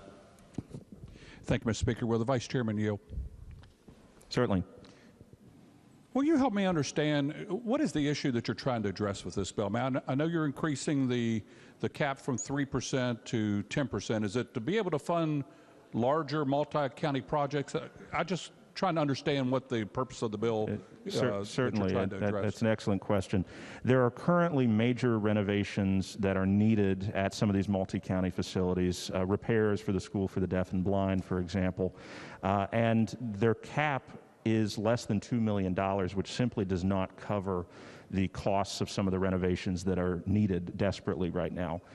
Whereas there is no cap for all the other schools. If they wanted to have a $10 million project at a local high school, that hypothetically could occur. But if you wanted to spend $2.1 million for a repair to the School for the Deaf and Blind, they legally are not allowed to do that. Now, do these projects have to be multi-county, or they could be a single county type project? Yes, so this specific fund is set up strictly for the School for the Deaf and Blind and for these multi-county career and technical centers. Thank you very much. The gentleman to 45th, Doug Martin, is recognized. Thank you, Mr. Speaker. Will the gentleman yield? Yes. Thank you very much. So in my county, I have many elementary schools that request funding from the School Building Authority for different projects. If we pass this bill, is it possible that some of the funds going to the vocational schools would mean that I have a less chance of maybe getting something done at my elementary school then? I wouldn't say that that would give them less of an opportunity to have a renovation or an upgrade, but I would say that it would give the School Building Authority to allocate their money based on where they believe the need is.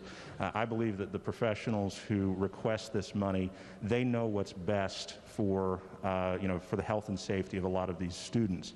And if there is a major renovation that is needed at a vocational school or at an elementary school in your district, for example, I trust the SBA to do what is best for the health and safety of students. Thank you very much. Thank you, Mr. Speaker. Lady 57, Dr. Rowan, is recognized. Thank you, Mr. Speaker. Somebody mentioned about, will this actually help my county? It'll help every county in the state.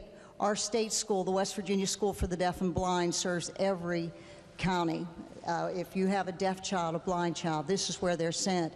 We've really gotten behind as far as repairs that are needed. We actually qualified for a military grant where Air Force, Navy, they came in, they did the repairs, and they did a great job. They remodeled the dormitory there, but it's just not enough. We desperately need this. And as I said, it's for every county in the state.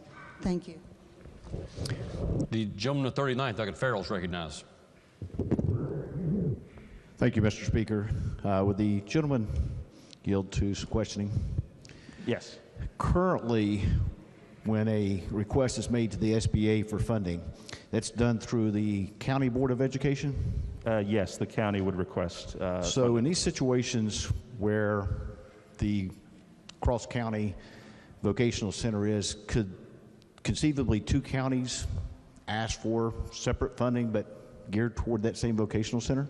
Yes, that is possible, and allow me to remind the body that there are more than 20 counties in the state that are served by these multi-county vocational schools. This is not just a one or two issues here, 20 counties. Okay, so any combination of those county boards could go together collaboratively and ask for specific funds through their separate county, and would that not circumvent this cap or this limit that we currently have? No. So this is a completely separate fund aside from all the regular county school requests. This is a completely separate fund that is capped at less than $2 million a year. So they could not separately ask for a request for that particular VOTEC center, which cumulatively would add up to whatever they needed to address the problem. Well, they could ask, but as I said, the cap is at $2 million a year for these 7 schools, and then the school. So no matter how many counties ask, that cap stops that at a certain amount. Yes, the law specifically states that they cannot spend more than 3% of their budget on these repairs and upgrades. On that particular center? Yes. Okay, thank you. Are there other members who wish to be recognized on this bill? If not, does the gentleman from 13th wish to close debate on the bill? Thank you, Mr. Speaker. I think that this is a very simple bill that has been misunderstood. There are desperately needed repairs and upgrades that are required at a lot of these schools to simply maintain the health and safety and well-being of these students. The law, for some reason, this body in the past decided to cap how much of the SBA's budget could be spent on repairs for health and safety reasons at these schools throughout our state. As I said, more than 20 counties are served by these multi-county vocational career and technical centers. I think every one of us agree that we need to be sending as many kids into the trades and into some kind of technical program as possible.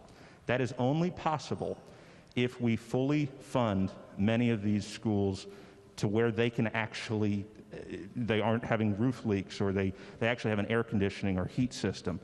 Right now, for whatever reason, the law says that they cannot have those upgrades. So all it does is say, instead of spending no more than $2 million a year, they can spend up to $6 million per year on these upgrades and repairs. So a very simple bill, Mr. Speaker, and I urge passage. The question before the House is, shall the bill pass? Those in favor of passage will vote aye. Those opposed will vote no. The clerk will prepare the machine.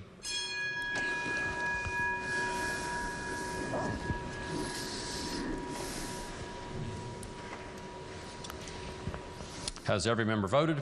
If so, the clerk will close the machine and ascertain the result. On that question, there were 83 ayes, 16 nays, and 1 member absent or not voting. A majority of members having voted in the affirmative, the chair declares the bill passed. The clerk will please report the title. House Bill 2906, relating to the School Building Authority's allocation of money. Are there amendments to the title? If not, the title is read by the clerk. Will be and remain the title of the bill. The clerk will please communicate the action of the House to the Senate. Are there further bills on third reading? If not, bills on second reading? Committee substitute for Senate Bill 216, authorizing Department of Commerce to promulgate legislative rules. Are there amendments?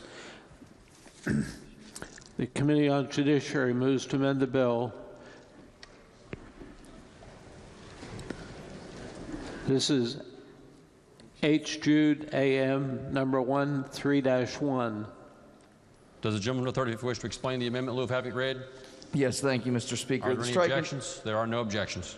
The strike and insert amendment adds one section and amends the Tourism Development District's rule by striking out subsection 4.18.3. By striking out this section, we're removing unnecessary costs and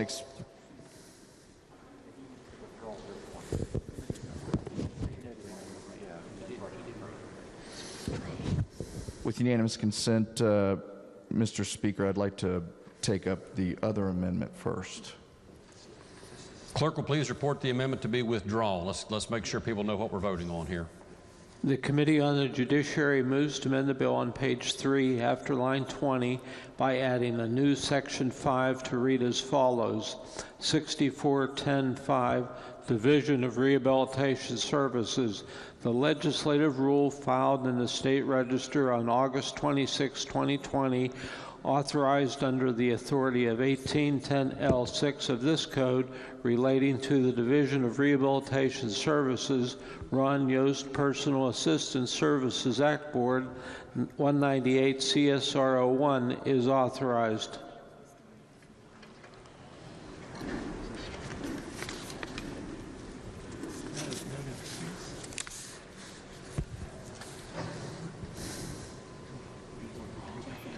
Take up the strike and insert. If it fails, we want to keep the other. If it goes through.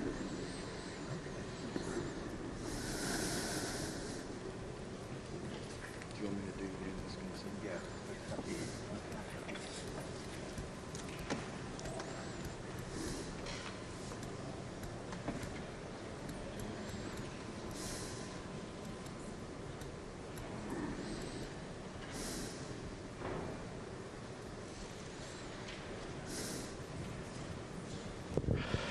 Thank you, Mr. Speaker, and apologize to my colleagues for the confusion. With unanimous consent of the body, I would like to take up SB 216 HFA Capito 1-3-5 first. Are there objections to that request? There are not. The clerk will please report that amendment. Delegate Capito moves to amend the bill. This is HFA Capito number 13-5. Gentleman may explain that amendment. Thank you, Mr. Speaker. As I said, the strike and insert amendment adds one section, 64-10-5, and amends the Tourism Development District rule by striking out subsection 4.18.3. By striking 4.18.3, we're removing unnecessary costs and expenses to further economic development. We have to amend 198 CSR 01 into the Commerce Rules Bundle because in 2018, HB 2006 abolished the Education and the Arts, and the Division of Rehabilitation Service now falls under Commerce. Mr. Speaker, that's a synopsis of the amendment, and I urge adoption.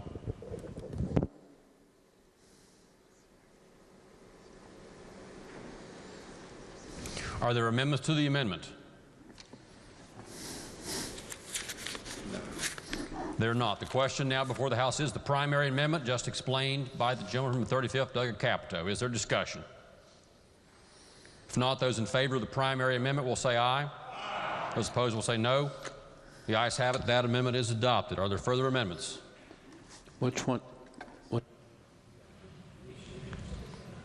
The Committee on Judiciary moves to amend the bill. This is H. Jude AM number 13-1. Gentleman 35th, Doug Capito.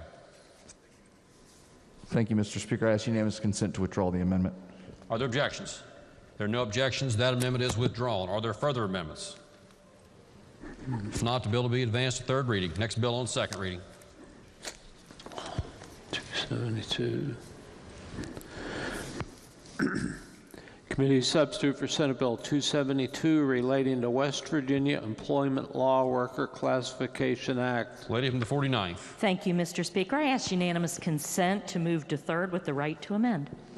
Lady asks unanimous consent that Senate Bill 272 be moved to third reading with the right to amend. Are there objections?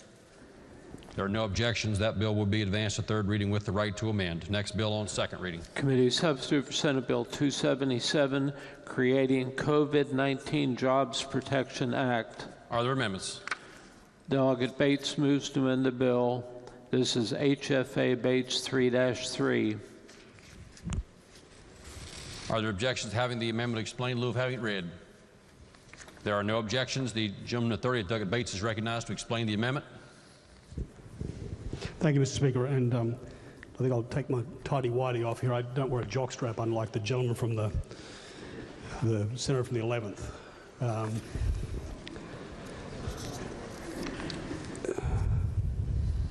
My amendment's pretty simple. It changes 2 words on page 7. What it does is change the words filed by to awarded to. So the bill, as I understand it, and I appreciate the chairman of Judiciary discussing this issue with me and considering this change, deals with the act of filing a workers' compensation claim. So the bill, as I understand it, creates certain protections for employers and businesses where a claim is brought because of an exposure to COVID-19. And I think we all want some clarity in that particular area. As a business owner, I know I do. I want some clarity for my business and other businesses in terms of where they stand when employees are potentially exposed to the virus, and also our clients and customers, and I think this bill is an attempt to do that. Unfortunately, the way it's drafted right now as it came over from the Senate, the language you can see on page 7, line 4, is filed. Now, the problem with that is that there's a difference between filing a claim and being awarded a claim.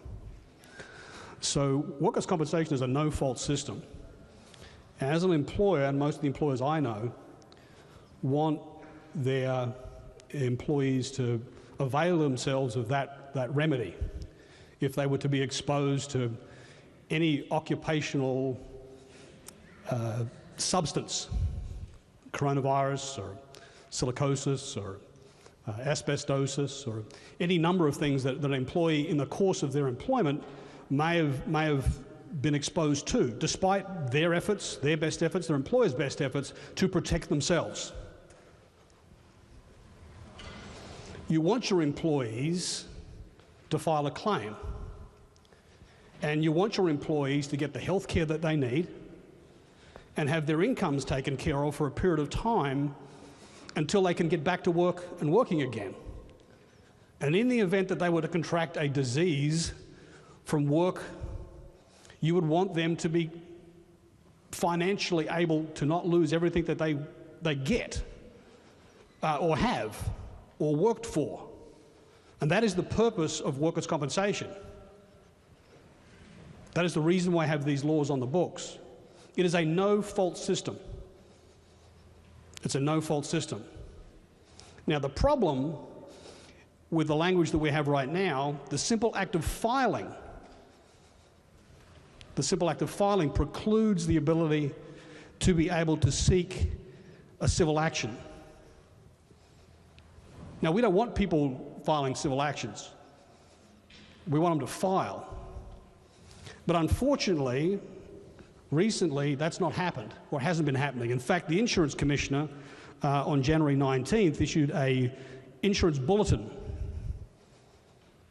requiring that carriers accept claims for COVID-19 because it wasn't happening. So without my amendment, without this change, what would happen is that an individual that was exposed to COVID-19 and simply filed the claim is then precluded from any other course of action by simply filing the claim. And carriers would be in a position where they deny the claims. And that individual is left to fend for themselves. Now, as an employer, that's not what I want. I want my people taken care of. And I think that those that are in the business of employing West Virginians and those that work in West Virginia want that protection for themselves. In fact, just 2 or 3 days ago, we suspended rules to pass a bill, Senate Bill 459, that enabled a professional firefighter to receive pension benefits because he passed away. His whole crew the gentleman from Weirton. The gentleman's name is Richie. He is now dead. And he has a 17-year-old dependent who couldn't access his pension funds.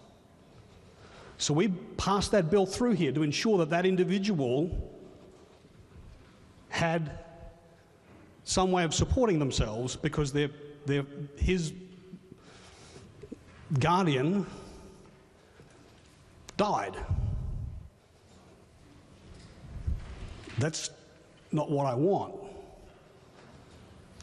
The Insurance Commission had to issue that bulletin because the insurance carrier refused to accept the claim until they were compelled to do so by legal action. So my amendment doesn't change the standard for awarding the claim. It doesn't do anything to the rest of the bill. It specifically addresses the issue of filing versus being awarded. And if it says that you are awarded, right, and meet the standard for that award, the existing standard for that award, then that precludes any other course of action, civil or otherwise. But simply the act of filing the claim should not preclude you from a way of being able to care for yourself and for your family, to ensure that you get the medical benefits you need and you get the wage support that you need until you can get well and or if you pass away.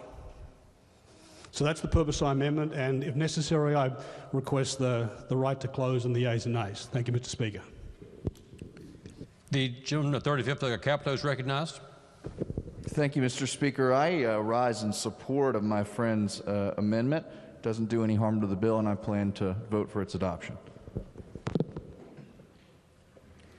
Does the gentleman wish to close debate on the amendment? For what purpose does the gentleman of 35th Douglas Pack seek recognition? Thank you, Mr. Speaker. I rise to request a Rule 49 on Senate Bill 277 and amendments pursuant to the discussion that we had earlier. Yes, under the set of facts as related to the chair by the gentleman of 35th Douglas Pack, it would be the ruling of the chair. The gentleman does belong to a class of greater than 5 individuals and therefore is directed to vote on the amendments to Senate Bill 277 as well as the underlying bill itself. Thank you, sir.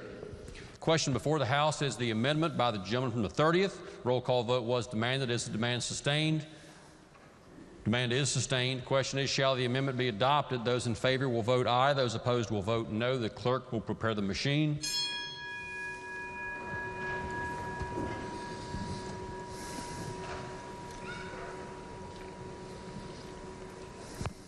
Has every member voted? If so, clerk will close the machine and ascertain the result on that question. There were 98 ayes, 0 nays, and 2 members absent or not voting. A majority of members having voted in the affirmative, the chair declares the amendment adopted. Are there further amendments? Doug Capito moves to amend the bill. This is HFA Capito 3-5, number 1. Are there objections to having the amendment explained in lieu of having it read? There are no objections. The gentleman of 35th, Doug Capito, to explain the amendment. Thank you, Mr. Speaker. The amendment before you addresses a definitional part of the bill and also adds a new section to the end. I think most of us are probably familiar now with the purpose of this bill, and it's to provide some qualified liability protections for certain businesses and instances that deal with COVID-19. When we worked this bill in committee, we reviewed it and we've worked it for weeks since to make sure that we get a product that is something that I hope most all of us can be proud of. The operative part of this bill, and we'll go over it in more details tomorrow when it's up on third reading, is on page 6. I would direct your attention if you want to, or I'll read it to you. On page 6, in section 5519.4 is the operative wording of this bill, and it reads that notwithstanding any law to the contrary except as provided in this article, there is no claim against any person, essential business, business entity, healthcare facility, healthcare provider, first responder, or volunteer for loss, damage, physical injury, or death arising from COVID-19 or COVID-19 care or impacted care. Impacted care caused, I think, some heartburn to some folks as we reviewed this bill. We thought it perhaps to be too expansive. We wanted to ensure that we were providing appropriate protections for West Virginians. Obviously, we know the bill is targeted at providing, again, liability protection for our businesses, but we also want to make sure that we're protecting West Virginians. And so what we've done here is we've modified the definition of impacted care. We've talked a lot about hypotheticals over the past couple days, but the hypothetical that somebody went in for a surgery and something tragic happened in that operating room, we didn't feel that in those instances that sort of conduct should necessarily be immunized from a cause of action. So we have added language to the 10th definition, which is impacted care. And specifically, the piece in there that gave us, I think, a little bit of ambiguity was this otherwise, on the first line there, otherwise adversely affected. So we wanted to qualify what otherwise adversely affected meant. So the way that this amendment would effectively work is that if a lawsuit was brought under the MPLA, the Medical Professional Liability Act, for something that happened in a healthcare facility, and the defendant, the person being sued, asserted this new law as an affirmative defense, saying that I have liability protection under Senate Bill 277, I can't be sued. The defendant would then be able to move the court to stay the proceedings, so we're going to push the pause button, and at that point, the defendant would have to put on limited discovery towards the question of whether that care was impacted to the judge. So they're going to put before the judge evidence. The judge is going to hear evidence on whether or not the care was adversely affected. And the judge will make a finding. If the judge finds that the care was adversely affected, then the judge will dismiss that claim under the MPLA. But if the judge makes a finding that no, COVID-19 did not adversely affect this, this was unrelated to the COVID-19 emergency, then the suit may go forward under the MPLA as any other normal suit would under the Medical Professional Liability Act. So that's the first piece of this amendment. That's to protect against wrongful healthcare kind of operations or procedures that happen unrelated to COVID-19, to protect West Virginians in those instances. The other is somewhat stylistic, I would submit, on page 6, in that section we were talking about on line 4 in the middle of the page, we're adding from, because we thought that read better, so it would be at the end of that section, or death arising from COVID-19 care, or from impacted care. The other substantive part of this bill is on the second page of the amendment, is on the second page of the amendment. We had discussion in committee, good discussion about what we wanted to provide limited liability or liability protections on, and one dealt with intentional conduct. And I think I hope we can probably all agree that we don't want someone to be immunized by a law for intentional conduct with actual malice. If somebody acts to cause you harm intentionally with an actual malice to do harm to you, you're not protected under this. We don't want to protect bad actors, essentially, and that's what this qualified immunity is, and that's why we've put in this exception. Again, we're not going to protect intentional conduct with actual malice. Mr. Speaker, that's a summarization of the amendment. I urge its adoption. Are there secondary amendments? Delegate Lovejoy moves to amend the amendment on page 1. This is Lovejoy 3-8, number 1. Are there objections to having the secondary amendment explained in lieu of having it read? There are no objections. Does the gentleman from the 17th wish to explain the secondary amendment? If so, the gentleman is recognized. Thank you, Mr. Speaker. My secondary amendment tries to tighten up what is, I think, the remaining hole in this bill. And I'm going to focus on that standard, which was the latter part of what my colleague spoke of. When the Republicans took over after the 2014 election, one of the first things that was done was a series of legal reforms. One was reforming the punitive damages standard. And punitive damages is something that's reserved for conduct that is so bad we're not just going to say you make restitution, but that we're going to award or allow damages over and above. And this is not about punitive damages, but I want to talk about that standard. The law says there's 2 instances where conduct is so bad that we're going to allow punitive damages. One is, as my colleague has mentioned now, intentional conduct with actual malice, all right? And that, with his amendment, comes into the bill, and I'm grateful for that, my friend. The second, though, that is conduct we have determined so bad that we're going to allow these damages, is conduct that is carried out with a conscious, reckless, and outrageous indifference to the health, safety, and welfare of others, all right? And it sounds a little cumbersome, but I'm using the language in this amendment to sync it up to the punitive damages standard. That is to say, if conduct is carried out to a patient, for instance, with conscious, reckless, and outrageous indifference to the health, safety, and welfare of that patient, then they have the ability to make a claim. This idea of punitive damages goes back, and again, I'm not asking for punitive damages here, but I want to sync up the standards. That's conduct that's so bad we're going to allow us to punish or deter like conduct from other bad actors. Now, the idea of punitive damages as a standard, again, not as a damage, but as a standard of conduct. You know, it goes back to 1895 in West Virginia law, but much, much older. Back in the Mosaic law, if you go back to Exodus in the 21st chapter, we talk about restitution that is to be made when a man harms another. But in the 22nd chapter, we learn about punitive damages, and instances are given where 2 and 5 and several times the restitution is made. And again, I'm trying to point out that that conduct has been sanctioned as so bad that we're going to allow folks to be punished for it, and yet in this bill, without my amendment, we're immunizing it. I think that's the wrong way to go.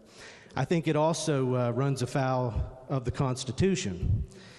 Article 3, Section 10 of the Constitution says that no person shall be deprived of life, liberty, or property without due process of law and the judgment of his peers. All right, we go to Article 3, Section 12, and it tells us that the courts of this state shall be open, and every person, for an injury done to him in his person, property, or reputation, shall have remedy by due course of law, and justice shall be administered without sale, denial, or delay. I think that if we immunize conduct that is carried out to harm West Virginia citizens with a conscious, reckless, and outrageous indifference to their health, safety, and welfare, that we run afoul of those prescriptions of the Constitution, we run afoul of those prescriptions of the Mosaic Law. This language is also in the bill in another section. We allow this in products liability claims. So we allow the exception for health, safety, and welfare for a product, but not for a patient. I think that runs contrary to what we should be doing. I think the better policy is to incentivize good behavior towards our most vulnerable. You probably received emails or a letter from the AARP about their concerns, the AARP, about how this will affect our most vulnerable citizens. I'm going to reserve the right to close, and I'll ask for the yeas and nays, Mr. Speaker, but I'll end this explanation with the words of my colleague from the 57th. She read the prayer yesterday, and I found it pretty compelling or convicting, as it may be. She said, "Speak up for people who cannot speak for themselves. Protect the rights of all who are helpless. Speak for them and be a righteous judge. Protect the rights of the poor and needy." And I'll tell you, my friends, I think that if we sync up this law, pass this secondary amendment, we can balance the protection of our businesses while also protecting our most vulnerable. So with that, I'll ask for the yeas and nays, Mr. Speaker. The question before the House is the secondary amendment just explained by the gentleman of the 17th. Are there members who wish to speak to the secondary amendment? The lady before you, Douglas Summers, is recognized. Thank you, Mr. Speaker. Would the gentleman yield from the 17th? As someone that worked in this environment during this, I need a better understanding, and I was wondering if you could give me some examples, because, and not being in the profession that you are, conscious, I can understand what that is, but reckless or outrageous indifference, to me, seems that it could be subjective. Does my patient think that I was reckless because I didn't have we hadn't received enough gowns yet, so instead of changing my gown, going from one room to the other, I am washing that down. Do they feel that that was reckless because we didn't have enough supply, because there was such a huge demand, but we were improvising and making other accommodations? Is that reckless? Is that, like, I don't understand. Give me examples of what those words mean in legal terms. I'll give you a good example in your profession.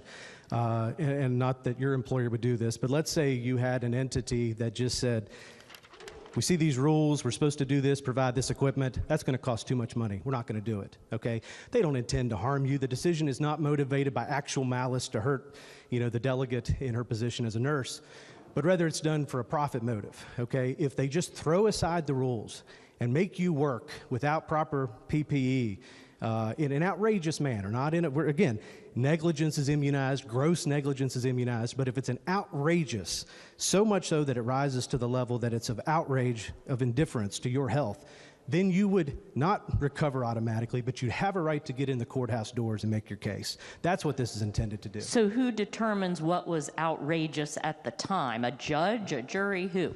The Constitution says that a jury of your peers would decide. Okay. All right. Thank you. Thank you. The gentleman from the 35th, Delegate Capito, is recognized. Thank you very much, Mr. Speaker. I rise in opposition to my good friend from the 17th and would urge rejection of the secondary amendment. As my colleague from the 17th mentioned, he used the word cumbersome when he used this language. And I understand that this is found other places in our code, the exact language, but it is cumbersome. They're just words. And words require interpretation. And when words require interpretation, that's code for lawsuits. This, I'm sure that our friends on one side of the bar would really like to have this inserted in here. And I think, let me just say that my friend from the 17th has every great intention. Every great intention. But I think the language put before you today creates opportunities for numerous lawsuits in the state of West Virginia. The antithesis of the purpose of this bill. Let me share with you a story from this morning, actually. I was pulling out of my driveway, coming towards the Capitol, and a school bus stopped. And the school bus driver was a lady, and she opened the door, she put her stop sign on, she opened the door dutifully, and I watched as the kids got on to the bus this morning going to school, and she greeted them with a smile. And I thought, it just felt good. It was like we're getting back to normal. Doesn't this, it just felt great. I was like, what a great start to the day, getting back to normal. Children getting on the school bus, going back to school. Feels a bit back to normal. And the school bus drove off when the kids sat down, and she went one way, and I continued on my way. And it occurred to me when I was driving, I thought, I saw her smile. I saw her smile. And I thought, I didn't even think about it, but her mask was like this. Perhaps she forgot. Perhaps she was tired. Maybe she wanted to greet those children with the first smile they'd seen all day. I don't know. I don't know. Were her actions, did they have malice? No, certainly not. She didn't want to hurt those kids. Was she consciously keeping her mask down? I don't know. We'd have to have a full discovery, lawsuit. We'd have to figure it out. Was it reckless? I don't know. I don't know. You could certainly have a lawsuit about it. We could argue about it. Was she outrageously indifferent to their health? I doubt it. But do we want to have that conversation? Do we want to sue our schools, our school bus drivers, waste time, money, and energy in the court system? I don't think so. This is a limited liability protection bill for a once-in-a-lifetime crisis that we're dealing with. And I'll tell you, friends, I look forward to seeing a lot more smiles in the coming months, and I look forward to getting back to normal, and I think we'll get there soon. But in the meantime, we're all doing the best we can. And with all the respect in the world for my friend, I urge rejection of the secondary amendment. Leading the 51st, Doug Fleischauer is recognized. Thank you, Mr. Speaker. Would the gentleman from Cabell continue to yield? Yes. So I was looking back at my correspondence from AARP members in my community and also around the state. And I was wondering if you could help us understand what their position is on this legislation.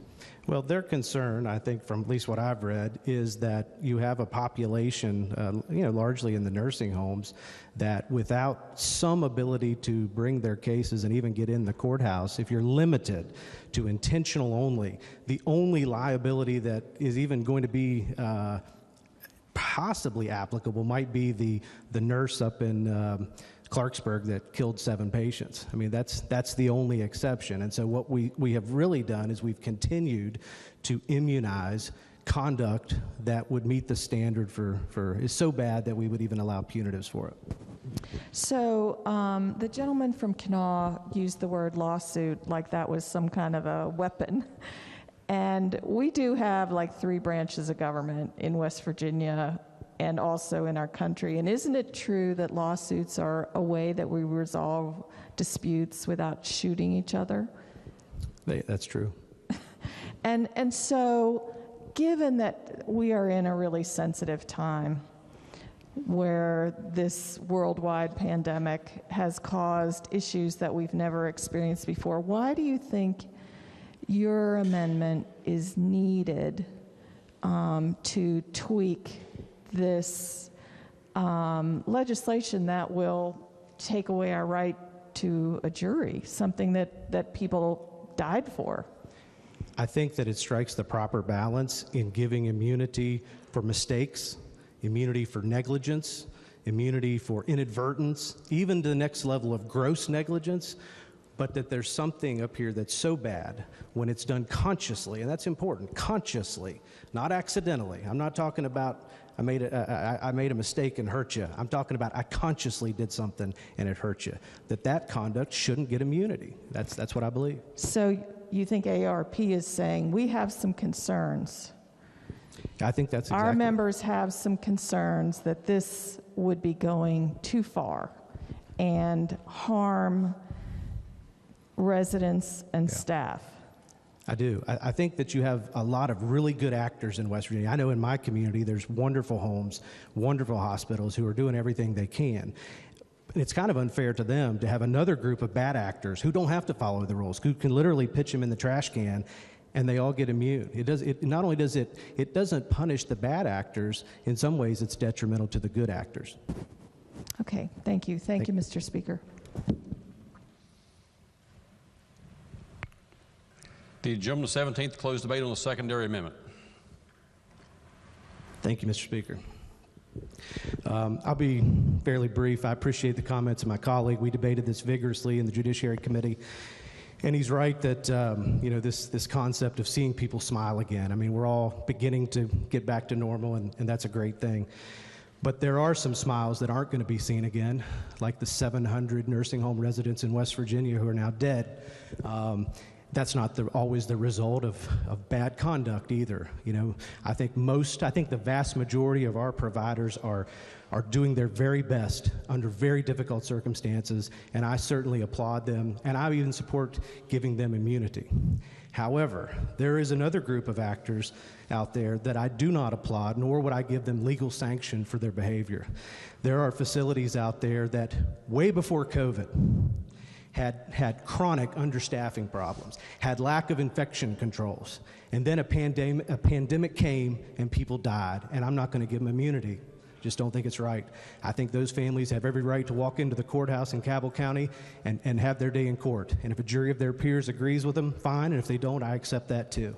But I'm not going to sit here and use the apparatus of the state to immunize conduct that is of that nature, and I hope that you won't either. So I'd ask you to support the secondary amendment. The question now before the House then is the secondary amendment. Those in favor, roll call vote was demanded. Is the demand sustained? Demand is sustained. The question is, shall the secondary amendment be adopted? Those in favor of adoption will vote aye. Those opposed will vote no. The clerk will prepare the machine.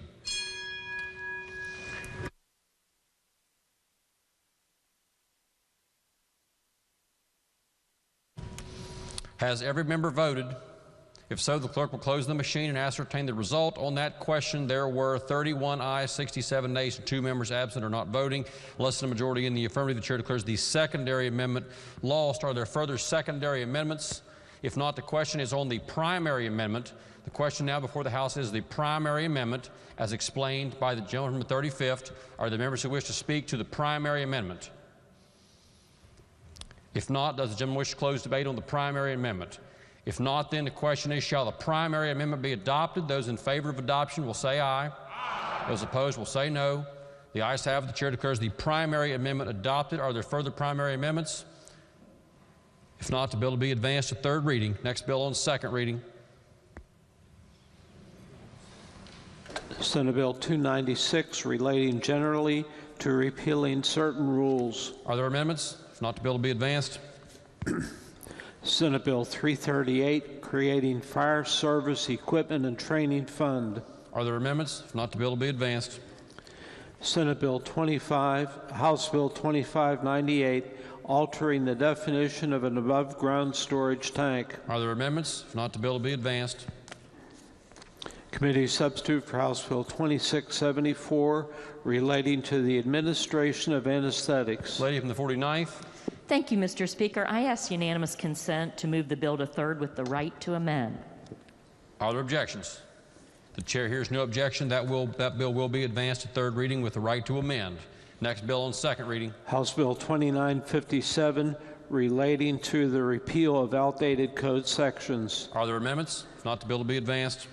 House Bill 2958, relating to repealing outdated sections of state code. Are there amendments? If not, the bill will be advanced. Are there further bills on second reading? If not, bills on first reading. Committee substitute for Senate Bill 126, authorizing Department of Administration to promulgate legislative rules. Bill to be advanced. Committee substitute for House Bill 2671, relating to financial exploitation of elderly persons, protected persons, or incapacitated adults. The bill will be advanced. Committee substitute for House Bill 2722, prohibiting the use of Class B firefighting foam for testing purposes if the foam contains a certain class of fluorinated organic chemicals. The bill will be advanced. House Bill 2852, relating to distribution of the allowance for increased enrollment. The bill will be advanced.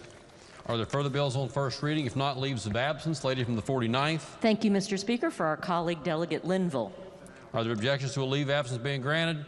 Chair has no objection. Leave of absence will be granted. Introduction of guests. Miscellaneous business. The lady before Delegate Zukoff.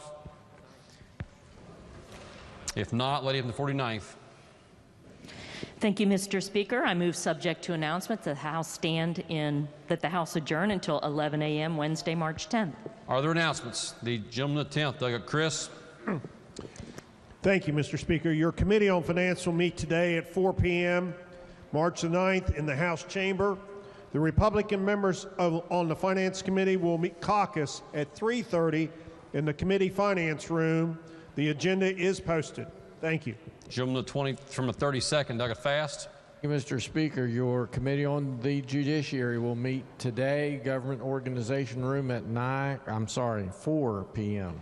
4 p.m. Gentleman the 13th. The agenda is posted. Delegate Higginbotham. All right, thank you, Mr. Speaker. The Committee on Education will be meeting today at 2 p.m. in the House chamber, and Republicans will caucus upstairs at 1:45. The gentleman of the 15th, Delegate Foster. Thank you, Mr. Speaker. Your Government Organization Committee will meet at 2 p.m. today in the Government Organization Committee room. The gentleman of the 31st, Delegate Tony. Thank you, Mr. Speaker. Your Committee on Veterans Affairs and Homeland Security will meet tomorrow, March the 10th, at a time change at 2 p.m. in the Government Organization Room, and the agenda has been posted. The gentleman of the 22nd, Delegate Jeffries. Thank you, Mr. Speaker. Your Committee on Fire and EMS will meet tomorrow morning at 9 a.m. in the House GovOrg Committee Room. The agenda will be posted. The gentleman of the 27th, Delegate Gearhart. Thank you, Mr. Speaker. Your Committee on Pensions and Retirement will meet at 10 a.m. tomorrow morning in the House Finance Committee room. Thank you. The gentleman of the 7th, Delegate Barnhart. Thank you, Mr. Speaker. Your Committee on Workforce Development will meet tomorrow in the House chamber at 4 p.m. and the agenda will be posted. Thank you. The June the 16th, Doug Mant.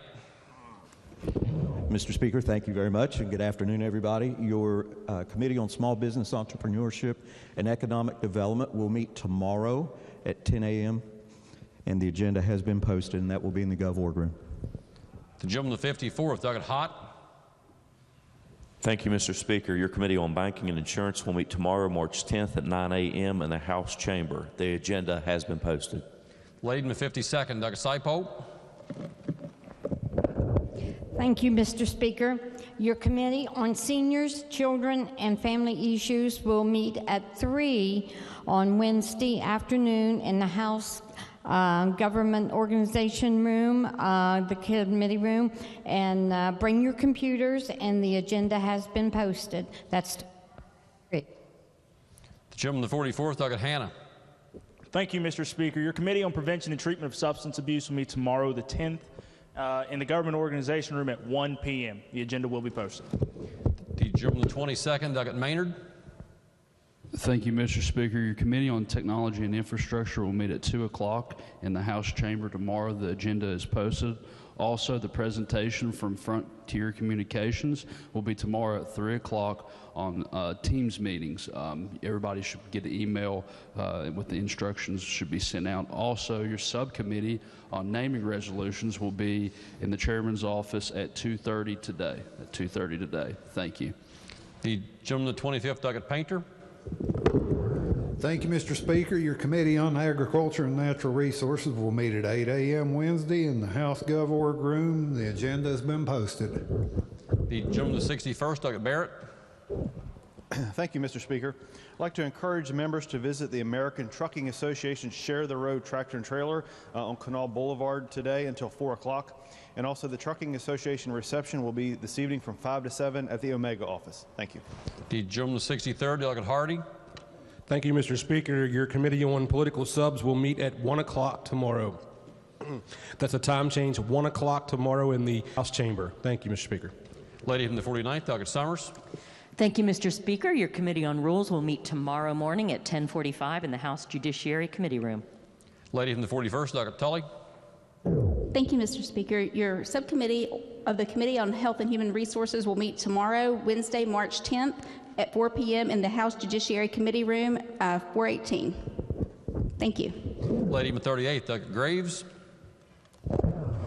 Thank you, Mr. Speaker. Republicans will caucus here in the chamber at 1 p.m., and our caucus does have lunch provided in room 252, so if you want to swing by there first and then bring your lunch to the caucus at 1, you can do that.